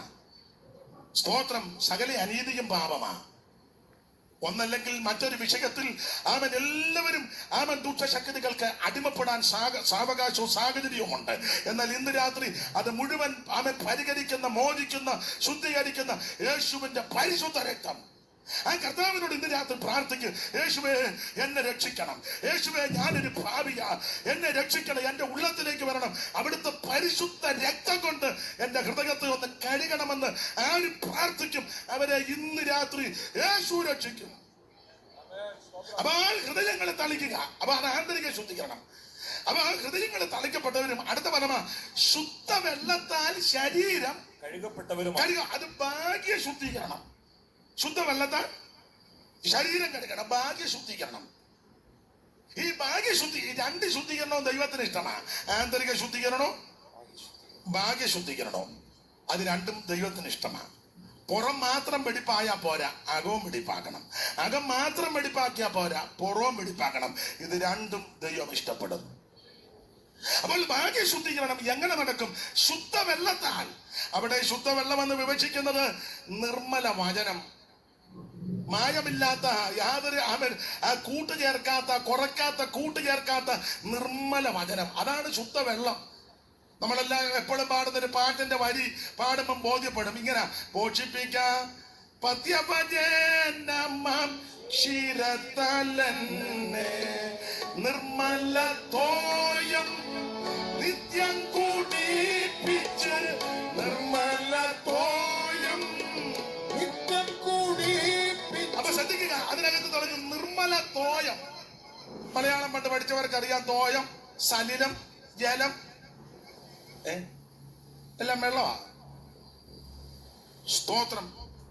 നിർമ്മല തോയം, ശുദ്ധവെള്ളം. ആ ശുദ്ധവെള്ളത്താൽ ശരീരം കഴുകണം. നിങ്ങളുടെ അവയവങ്ങൾ അനീതിയുടെ ആയുധങ്ങളാണ്, നീതിയുടെ ആയുധങ്ങളായി ദൈവത്തിന് സമർപ്പിപ്പീൻ. അവൻ നിങ്ങളെ വിലയ്ക്ക് വാങ്ങിയിരിക്കാൻ നിങ്ങൾ താങ്കൾക്കുള്ളവരല്ല. ആകയാ നിങ്ങളുടെ ശരീരം കൊണ്ട് ദൈവത്തെ മഹത്വപ്പെടുത്തുവീൻ. എങ്ങനെ ഈ ലോകത്തിന് അനുരൂപരാകാൻ നന്മയും പ്രസാരവും ദൈവം പൂർണ്ണതയുമുള്ള ദൈവം തിരിച്ചറിയേണ്ടതിന് മനസ്സുബുദ്ധിക്ക് രൂപാന്തരപ്പെട്ടുകൊണ്ട് ഇന്ന് രാത്രി ഭാഗ്യ ശുദ്ധീകരണം പ്രാപിക്കണം. അപ്പൊ ആന്തരിക ശുദ്ധീകരണം, ഭാഗ്യ ശുദ്ധീകരണം രണ്ട് ദൈവം ഇഷ്ടപ്പെടുന്നു. ഇങ്ങനെ വേണം ധൈര്യത്തോടെ അടുത്തു വരാൻ. ഇങ്ങനെ അടുത്തു വന്നവരോട് 37-ാമത്തെ വാക്യത്തിൽ പറയുക, ഇനി എത്രയും അല്പകാലം കഴിഞ്ഞിട്ട് വരുവാനുള്ളവൻ വരും. യോഗത്തിന്റെ സമാപന ദിവസമായോണ്ട് രണ്ട് കാര്യം പറഞ്ഞങ്ങ് നിർത്താം. യേശു വീണ്ടും വരാറായി. അവൻ അടുത്ത് വന്നവരോട് പറയുക, ഇനി നീ വളരെ ശ്രദ്ധിച്ച് ജീവിച്ചോണം, സൂക്ഷിച്ച് ജീവിച്ചോണം, പ്രത്യാശയോടെ ജീവിച്ചോണം. ഓടപ്പരുത്, അലസരായി മടിയോടെ ഉദാസനതയോടെ അവൻ ജീവിക്കരുത്. യേശു വരാറായി. ഇനി എത്രയും അല്പകാലം കഴിഞ്ഞിട്ട് വരുവാനുള്ളവൻ വരും. നമ്മുടെ പ്രതീക്ഷ, പ്രത്യാശ, ആശ നമ്മുടെ കർത്താവ് വീണ്ടും പ്രത്യക്ഷപ്പെടുന്നതാ. തീത്തോസിന്റെ ലേഖനത്തിൽ പൗലോസ് കാര്യം ഓർപ്പിച്ചു, സകല മനുഷ്യർക്കും രക്ഷാകരമായ ദൈവകൃപ ഉദിച്ചുവല്ലോ. നാം ഭാഗ്യകരമായ പ്രത്യാശയ്ക്കായിട്ടും മഹാദൈവവും നമ്മുടെ രക്ഷിതാവുമാകുന്ന യേശു ക്രിസ്തുവിന്റെ തേജസ്സിന്റെ പ്രത്യക്ഷതയ്ക്കായിട്ട് കാത്തുകൊണ്ട് ഭക്തികേടും പ്രപഞ്ചമോഹങ്ങളും വർജിച്ചിട്ട് ഈ ലോകത്തിൽ സുബോധത്തോടും നീതിയോടും ദൈവഭക്തിയോടും കൂടെ ജീവിച്ചു പോരേണ്ടതിന് അത് നമ്മെ ശിക്ഷിച്ചു വളർത്തുന്നു. ഇന്ന് രാത്രി എന്നെ കേൾക്കുന്ന പ്രിയരെ, മഹാദൈവവും നമ്മുടെ രക്ഷിതാവുമാകുന്ന യേശു ക്രിസ്തു വീണ്ടും വരുന്നു. കർത്താവിന്റെ വരവിന്റെ ധാരാളം തെളിവുകൾ വേദപുസ്തകത്തിലുണ്ട്. നിങ്ങൾക്ക് അതെല്ലാം അറിയാം. ഒന്ന് രണ്ട് കാര്യങ്ങൾ അഭിവാചകം പോലെ നിങ്ങൾ യേശു വീണ്ടും വരും. അതിന് ഏറ്റവും വലിയ തെളിവ് യേശു പറഞ്ഞേച്ചാ പോയത്. അത് കൂടുതൽ ഒരു തെളിവും വേണ്ട. ഞാൻ നിങ്ങൾക്ക് സ്ഥലം ഒരുക്കി ക്രമപ്പെടുത്തി തിരിച്ചു വന്ന് നിങ്ങളെ എൻ്റെ അടുക്കൽ ചേർക്കുക. അതാ ഏറ്റവും വലിയ തെളിവ്. അവിടെ നിന്ന് പോഷ്ക്ക് പറയുന്നവനല്ല. യേശു വീണ്ടും വരും. അതാണ് നമ്മുടെ പ്രതീക്ഷ. പണ്ട് ഓടനാവട്ടത് യോർച്ചനോട് ഞാൻ ചോദിച്ചു, യോർച്ച കർത്താവ് വന്നാ പോകണ്ടേ? ഒത്താൻ പോകണം. ഒത്താൻ പോകാനല്ല, നിശ്ചയമായിട്ടും പോകണം. യേശു വീണ്ടും വരും. എന്തിന്? തനിക്കായി കാത്തു നിൽക്കുന്ന വിശുദ്ധന്മാരുടെ രക്ഷയ്ക്ക്. രണ്ടാമതും പ്രത്യക്ഷപ്പെടുമെന്ന 9-ാം അധ്യായത്തിന്റെ 28. അപ്പോൾ ഒന്ന് പ്രത്യക്ഷപ്പെട്ടു. 9:28 വായിച്ചേരുത് യുവദാസനെ. ഒടുവിലത്തെ വാക്യം 10-ന്റെ നേരെ മേളിൽ. ക്രിസ്തുവും അങ്ങനെ തന്നെ അനേകരുടെ പാപങ്ങളെ ചുമക്കുവാൻ ഒരിക്കൽ അർപ്പിക്കപ്പെട്ടു. തനിക്കായി കാത്തു നിൽക്കുന്നവരുടെ രക്ഷയ്ക്കായി അവൻ പാപം കൂടാതെ രണ്ടാമത് പ്രത്യക്ഷനാകും. രണ്ടാമതും പ്രത്യക്ഷനാകുമെന്നുള്ള പ്രയോഗം വന്നപ്പോൾ ഓർത്തണ. ഒന്നാമത് പ്രത്യക്ഷനായത് എപ്പോൾ? കന്യാസൂനുമായി ഭൂമിയിൽ അവതരിച്ചു. അത് എന്തിന്? ഒറ്റവാക്കി പറയാം, മനുഷ്യവർഗത്തിന്റെ പാപം പരിഹരിച്ചു. എങ്ങനെ? നിവൃത്തിയായി എന്ന് ക്രൂശിൽ വെച്ച് പറഞ്ഞു. എങ്ങനെ പ്രാപിക്കാം? വിശ്വസിച്ച് ഏറ്റെടുക്കുമ്പോൾ. അപ്പൊ ഒരിക്കൽ അത് പാപപരിഹാരം. 26-ാം വാക്യം വായിച്ച 9:26 അങ്ങനെ തെളിയുന്നത്. അങ്ങനെയായാൽ ലോകസ്ഥാപനം മുതൽക്ക് അവൻ പലപ്പോഴും കഷ്ടം അനുഭവിക്കേണ്ടിയിരുന്നു. അടുത്തത്, എന്നാൽ അവൻ ലോകാവസാനത്തിൽ അവിടുന്ന് ലോകാവസാനത്തിങ്കൽ സ്വന്തം യാഗം കൊണ്ട് പാപപരിഹാരം വരുത്തുവാൻ ഒരിക്കൽ പ്രത്യക്ഷനായി. അപ്പോൾ ആദ്യത്തെ പ്രത്യക്ഷ മനുകുലത്തിന്റെ പാപത്തിന് പരിഹാരം വരുത്തുവാൻ യേശു പ്രത്യക്ഷപ്പെട്ടു. അത് പരിഹാരം വരുത്തുവാൻ തിരുരക്തം നമുക്ക് വേണ്ടി ചീന്തി. അത് വിശ്വസിച്ച് ഏറ്റെടുക്കുന്നവർക്ക് പാപത്തിന് മോചനമുണ്ട്. ആ പാപമോചനം വരുത്തി യേശു അവൻ കഥാനുഭവങ്ങളിൽ കൂടി കടന്നുപോയി. കൊരിന്ത്യലേഖനം 15-ാം അധ്യായത്തിൽ പൗലോസ് പറയും പോലെ തിരുവെഴുത്തുകളും പ്രകാരം ജനിച്ചു, ജീവിച്ചു, മരിച്ചു. തിരുവെഴുത്ത് പറയും പോലെ അടക്കപ്പെട്ട്, തിരുവെഴുത്ത് പറയും പോലെ അവിടുന്ന് 3-ാം ദിവസം ഉയർത്തു, സ്വർഗത്തിൽ പോയി. ഇനി തിരുവെഴുത്ത് പറയുന്നത് പോലെ അവിടുന്ന് തിരിച്ചു വരും. അതാണ് നമ്മുടെ പ്രത്യാശ. ഇനി എത്രയും അല്പകാലം കഴിഞ്ഞിട്ട് വരുവാനുള്ളവൻ വരും. ആരെടുക്കപ്പെടും? ഒരു തെളിവ്. അതിനെ ഇപ്പം സമയമെടുക്കുന്നുള്ളൂ. ഒരു തെളിവ്. എല്ലാരും പോകും എന്ന് പറഞ്ഞ മത്തായിച്ചൻ പണ്ട് പാടിയ പാട്ടിന് താൻ വരുമ്പോൾ ഞാനും പോകും, താൻ വരുമ്പോൾ ഞാനും പോകും, താൻ വരുമ്പോൾ ഞാനും പോകും തന്റെ രാജ്യത്തിൽ, താൻ വരുമ്പോൾ ഞാനും പോകും. പഴയ പാട്ടാ. ഇന്നാളൊരു തള്ള പറഞ്ഞു, നാട്ടിൽ കേൾക്കാത്ത പാട്ടും എല്ലാം ആയിട്ട് വന്നിട്ട് ഞങ്ങളോട് പാടാൻ പറയരുതെന്ന്. ഞാനൊരു കാര്യം പറയാം. ഞാന് ഈ മാർഗത്തിൽ വരുന്നതിന് മുന്നേ അമ്പലത്തിലൊക്കെ പോയിക്കൊണ്ടിരുന്ന ആളാ. വേറെ പുസ്തകം ഇത് കണ്ടിട്ടില്ല, ഇതിന് മുന്നേ വായിച്ചിട്ടില്ല. ഓർമ്മയായ സമയം മുതൽ എല്ലാ ദിവസവും രാവിലെ അമ്പലത്തിൽ പോകുമായിരുന്നു, വൈകിട്ടും. ഒറ്റ ദിവസം പോലും മുടക്കിയിട്ടില്ല. ഈ വൃശ്ചികവ്രതമൊക്കെ തുടങ്ങിയാൽ, ഇപ്പൊ ശബരിമല സീസൺ അല്ലേ, വൃശ്ചികവ്രതം എന്നാ പറയുന്നത്. 41 ദിവസവും അമ്പലത്തിലുണ്ട്. നാമം ജപിക്കാനും ഇരിക്കും. ആ സമയത്തൊന്നും ഈ വേറെ പുസ്തകം കണ്ടിട്ടുമില്ല, വായിച്ചിട്ടുമില്ല, എടുത്തിട്ടുമില്ല. സാക്ഷ്യമെല്ലാം പറയുന്നില്ല. എൻ്റെ അപ്പനെ കള്ളുഷാപ്പിലെ ഒരു ചെറിയ ജോലിയാണ്. ഈ മാർഗത്തിൽ ആദ്യം ഞാനാ വരുന്നത്, ഞങ്ങളുടെ വീട്ടിൽ നിന്ന്. അമ്പലത്തിൽ നിന്ന് വരുമ്പോഴാ യേശുവിനെ രക്ഷിതാവായി സ്വീകരിക്കുന്നത്. ശരണം വിളിയും കഴിഞ്ഞ് നാമജപവും കഴിഞ്ഞ് എൻ്റെ നെറ്റിയിലെ കളഭക്കുറിയുണ്ട്, ശരീരത്തുമൊക്കെ കളഭക്കുറിയുണ്ട്, ഇതുപോലൊരു ഉത്തരീയൻ ഉണ്ട്. അന്ന്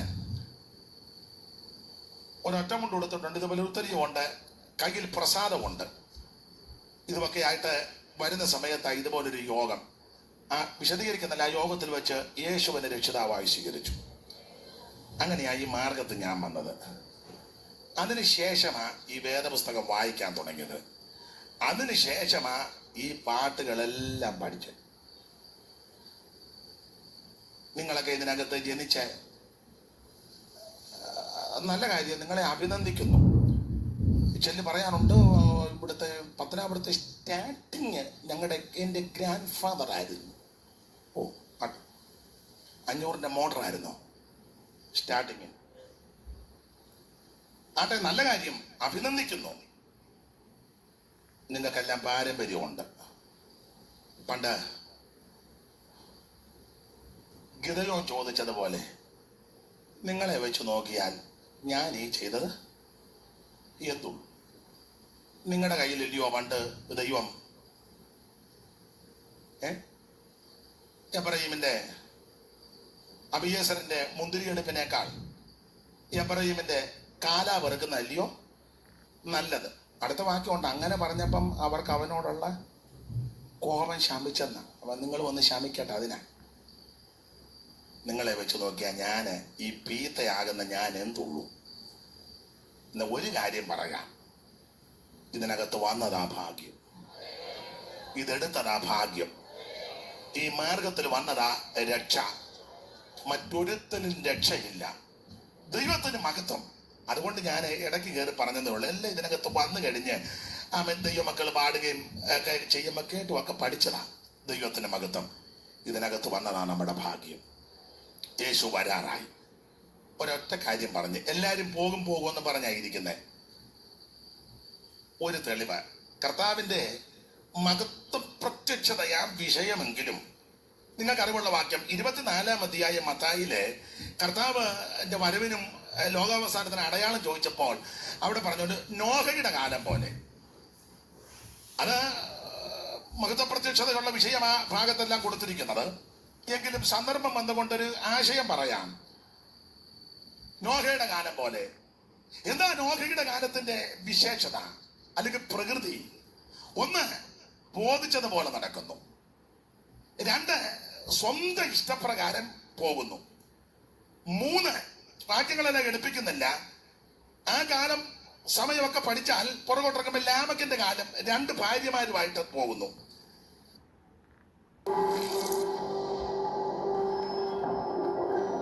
Helps beat sensitivity fast. Sensodyne Rapid Relief.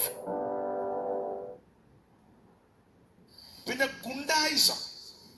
കാരണം ലാമക്കിന് 3-4 പിള്ളേരുണ്ടായി. 2 ഭാര്യ ആദേശില്ലേ. യാവാലും യൂവാലും തൂവൽ കയ്യിനും ഒരു പെൺകൊച്ച നയമാണ്. 1-ാമത്തവന് കൂടാരവാസികൾക്കും പശുപാലകന്മാർക്കും പിതാവ് എന്ന് പറഞ്ഞാൽ അവൻ ടെന്റ് മേക്കറാണ്. അവൻ ടെന്റ് അടിച്ചാ യോഗം നടത്തുന്നത്. നമ്മള് പഴയ ഒരു സഭാകളുമായിട്ടിരിക്കുക. 60 അടി നീളവും 30 അടി വീതി, ഒരു വശം പൊട്ടി ഒരു തമ്പേറും.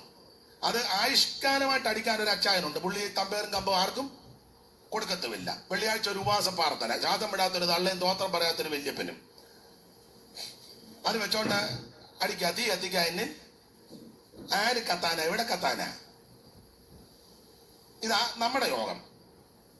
അന്നേരം അവനപ്പുറം പത്തനാപുരം ടൗണിൽ ടെന്റ് അടിച്ച് യോഗം നടത്തുക. കൂടാരവാസികള്. ഇവന്റെ ബ്രദറുണ്ട്, അവന് ചെമ്പ് കൊണ്ട് ഇരുമ്പ് കൊണ്ടുമല്ല ആ കിന്നരവും വേണവും പ്രയോഗിക്കുന്നവർക്ക് അവൻ പിതാവ്. എന്ന് പറഞ്ഞാൽ അവൻ ഇൻസ്ട്രുമെന്റ്സ് ഒക്കെ നന്നായിട്ട്. ഇതിപ്പം 2 എണ്ണം ഉള്ളു. ഇത് പിന്നെ കുറച്ച് മഴ കൊണ്ട് ഒന്ന് ചെറുതുമാ. ചിലടത്ത് 4, 5 വെച്ച്.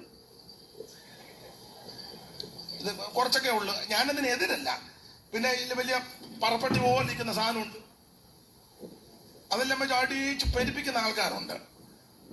ആട്ടെ, എതിരല്ല. അപ്പൊ കിന്നരവും വേണുവല്ല പ്രയോഗിക്കുന്നവർക്ക് അവൻ തലതൊട്ടപ്പൻ. സില്ലായിക്ക് ഒരു മകനുണ്ടായി, തൂവൽ കയ്യൻ. അവൻ ചെമ്പ് കൊണ്ടും ഇരുമ്പ് കൊണ്ടും. ഗുണ്ടായിസം എന്ന് പറഞ്ഞാൽ അവൻ ആയുധം.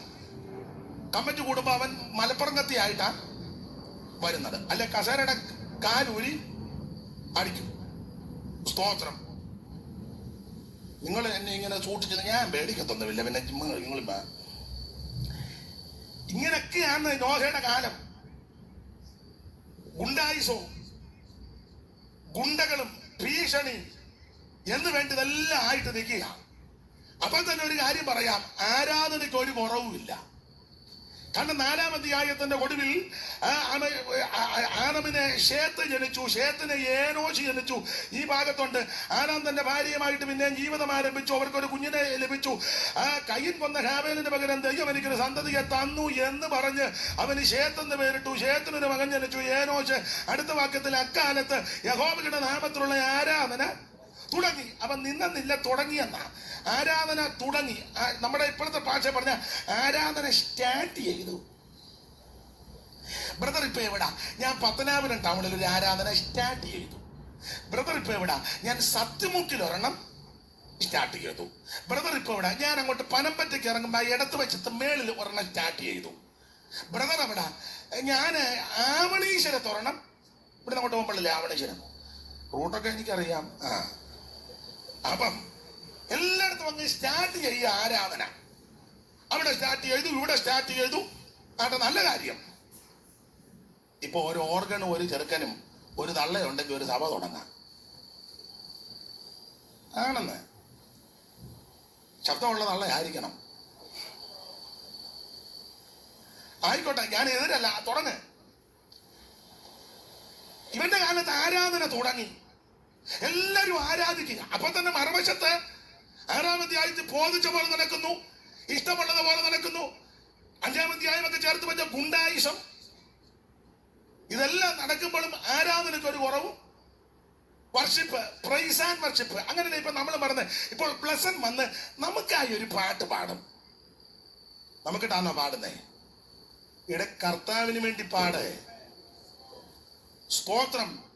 ഞാൻ എൻ്റെ പ്രിയതമന് അവന്റെ മുന്തിരിത്തോട്ടത്തെ കുറിച്ച് എന്റെ പ്രിയന്റെ പാട്ട് പാടും. എന്റെ പ്രിയതമന് ഏറ്റവും ഫലവത്തായി കുന്നിന് ഒരു മുന്തിരിത്തോട്ടം ഉണ്ടായിരുന്നു. കർത്താവിന് വേണ്ടിയാ പാടുന്നത്, വിവരിക്കുന്നില്ല അധികം. അപ്പൊ എല്ലായിടത്തും ആരാധന, വർഷിപ്പ്, പ്രൈസ് ആൻഡ് വർഷിപ്പ്. നല്ലത്, അഭിനന്ദിക്കുന്നു, നടക്കട്ടെ. പക്ഷേ ജനത്തിന്റെ അക്രമവും അനീതിയും ഒക്കെ വർദ്ധിച്ചപ്പോ തമ്പുരാൻ നോഹയെ വിളിച്ചു പറഞ്ഞു, കൃപ ലഭിച്ച നോഹയോട് പറഞ്ഞു, ഇതിനെയെല്ലാം ഞാൻ കൊല്ലും, വെള്ളപ്പൊക്കത്താൽ നശിപ്പിക്കും. നീ ഒരു കാര്യം ചെയ്യണം, ഒരു പെട്ടകം ഉണ്ടാക്കണം. 300 മുഴം നീളം, 50 മുഴം വീതി, 30 മുഴം ഉയരം, ഏകമാം ആദായനം, 3 തട്ടുകൾ, പല കോഷ്ടം, സർജന സജ്ജ ചാന്തുകൊണ്ട് ഇത് നീ ക്രമപ്പെടുത്തണം. നോഹ പറഞ്ഞതുപോലെ ചെയ്തു. ഓടിച്ചു പറഞ്ഞങ്ങ് നിർത്താം. പകല് മുഴുവൻ പ്രസംഗം.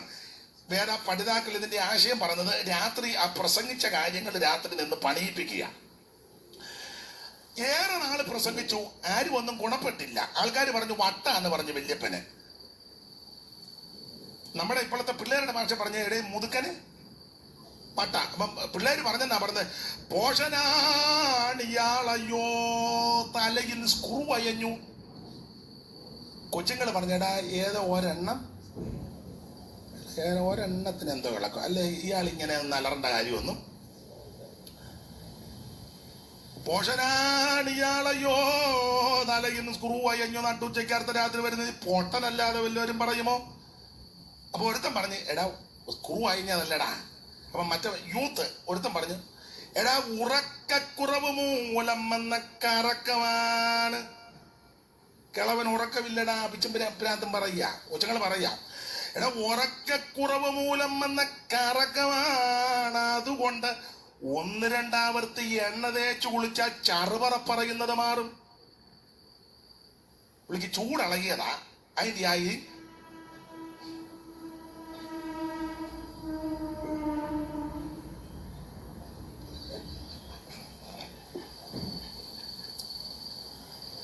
ദോഷമൊന്നും പറഞ്ഞതല്ല, ഞാൻ പുള്ളിയോട് പറയായിരുന്നു, അദ്ദേഹത്തോട് പറഞ്ഞത് ഒരു അല്പസമയം കൂടി എടുക്കുമെന്ന് പറയായിരുന്നു, അല്ല വേറൊന്നും പറഞ്ഞതല്ല. അല്ലെ പിന്നെ അവര് ചിന്തിക്കും എന്തോ ആ പുള്ളിയോട് പറഞ്ഞതെന്ന്. അച്ഛന് തോർപ്പിടോ വരും, അതിനാ. അവർ പിള്ളേർ എന്ന് പറഞ്ഞടാ, ഒരുത്തൻ പറഞ്ഞ് സ്ക്രൂ ഇളകിയതാന്ന്. അപ്പൊ വേറെ 2 പിള്ളേര് പറഞ്ഞു ഉറക്കക്കുറവ് മൂലം വന്ന കറക്കമാണ്. അതുകൊണ്ട് 1-2 ആവർത്തി എണ്ണ തേച്ച് കുളിച്ചാൽ ചറുപറപ്പറയുന്നതുമാണ്. കണ്ട മർത്യരോടെല്ലാം മുങ്ങിച്ചാകുമെന്നിയാൾ തൊണ്ട വിണ്ടുളറിനാൽ ഉണ്ടാമോ ജലപ്ലാവം. മണ്ടയിൽ തലച്ചോറ് വേണ്ടേ മനുഷ്യനായാൽ കുണ്ടാമണ്ടി വല്ലതും ഉണ്ടാകും മിണ്ടാതിനി. ഇങ്ങനൊക്കെ ആൾക്കാര് പുള്ളിയെ ആക്ഷേപിക്കുകയും അധിക്ഷേപിക്കുകയും. अहो लवकर दूध आणा. हात सुन्न झालेत, काहीच जाणवत नाही. बाळासाठी इतकं सुद्धा करू शकत नाहीये. हातपाय सुन्न होणे किंवा मुंग्या येणे ही बी विटॅमिनच्या कमतरतेची लक्षणे आहेत. न्यूरोबियॉनच्या लाल पट्टीसह ही कमतरता पूर्ण करा आणि आयुष्य फील करा. ന്യൂറോബിയോൺ 4. മക്കളെ, നിങ്ങൾ എന്നാ വർത്താനം പറയുന്നത്? ഉറക്കക്കുറവ് മൂലം വന്ന കറക്കമാണ്. അതുകൊണ്ട് 1-2 ആവർത്തി എണ്ണ തേച്ച് കുളിച്ചാൽ ചറുപറ പറയുന്നത് മാറുമെന്ന ലോകയെ പറ്റി പറഞ്ഞെന്നാ ഞാൻ പറഞ്ഞു. അപ്പൊ ശ്രദ്ധിക്കുക, ആൾക്കാരിങ്ങനെ ആക്ഷേപിച്ചു, പരിഹസിച്ചു. പക്ഷേ സൈമൺ സാർ കൊടുത്തിരിക്കുന്നത് ഹാസ്യമാം ചരൽക്കല്ല് വാരി എറിഞ്ഞു. ആക്ഷേപത്തിന്റെ കല്ലുകൾ, അപമാനത്തിന്റെ കല്ലുകൾ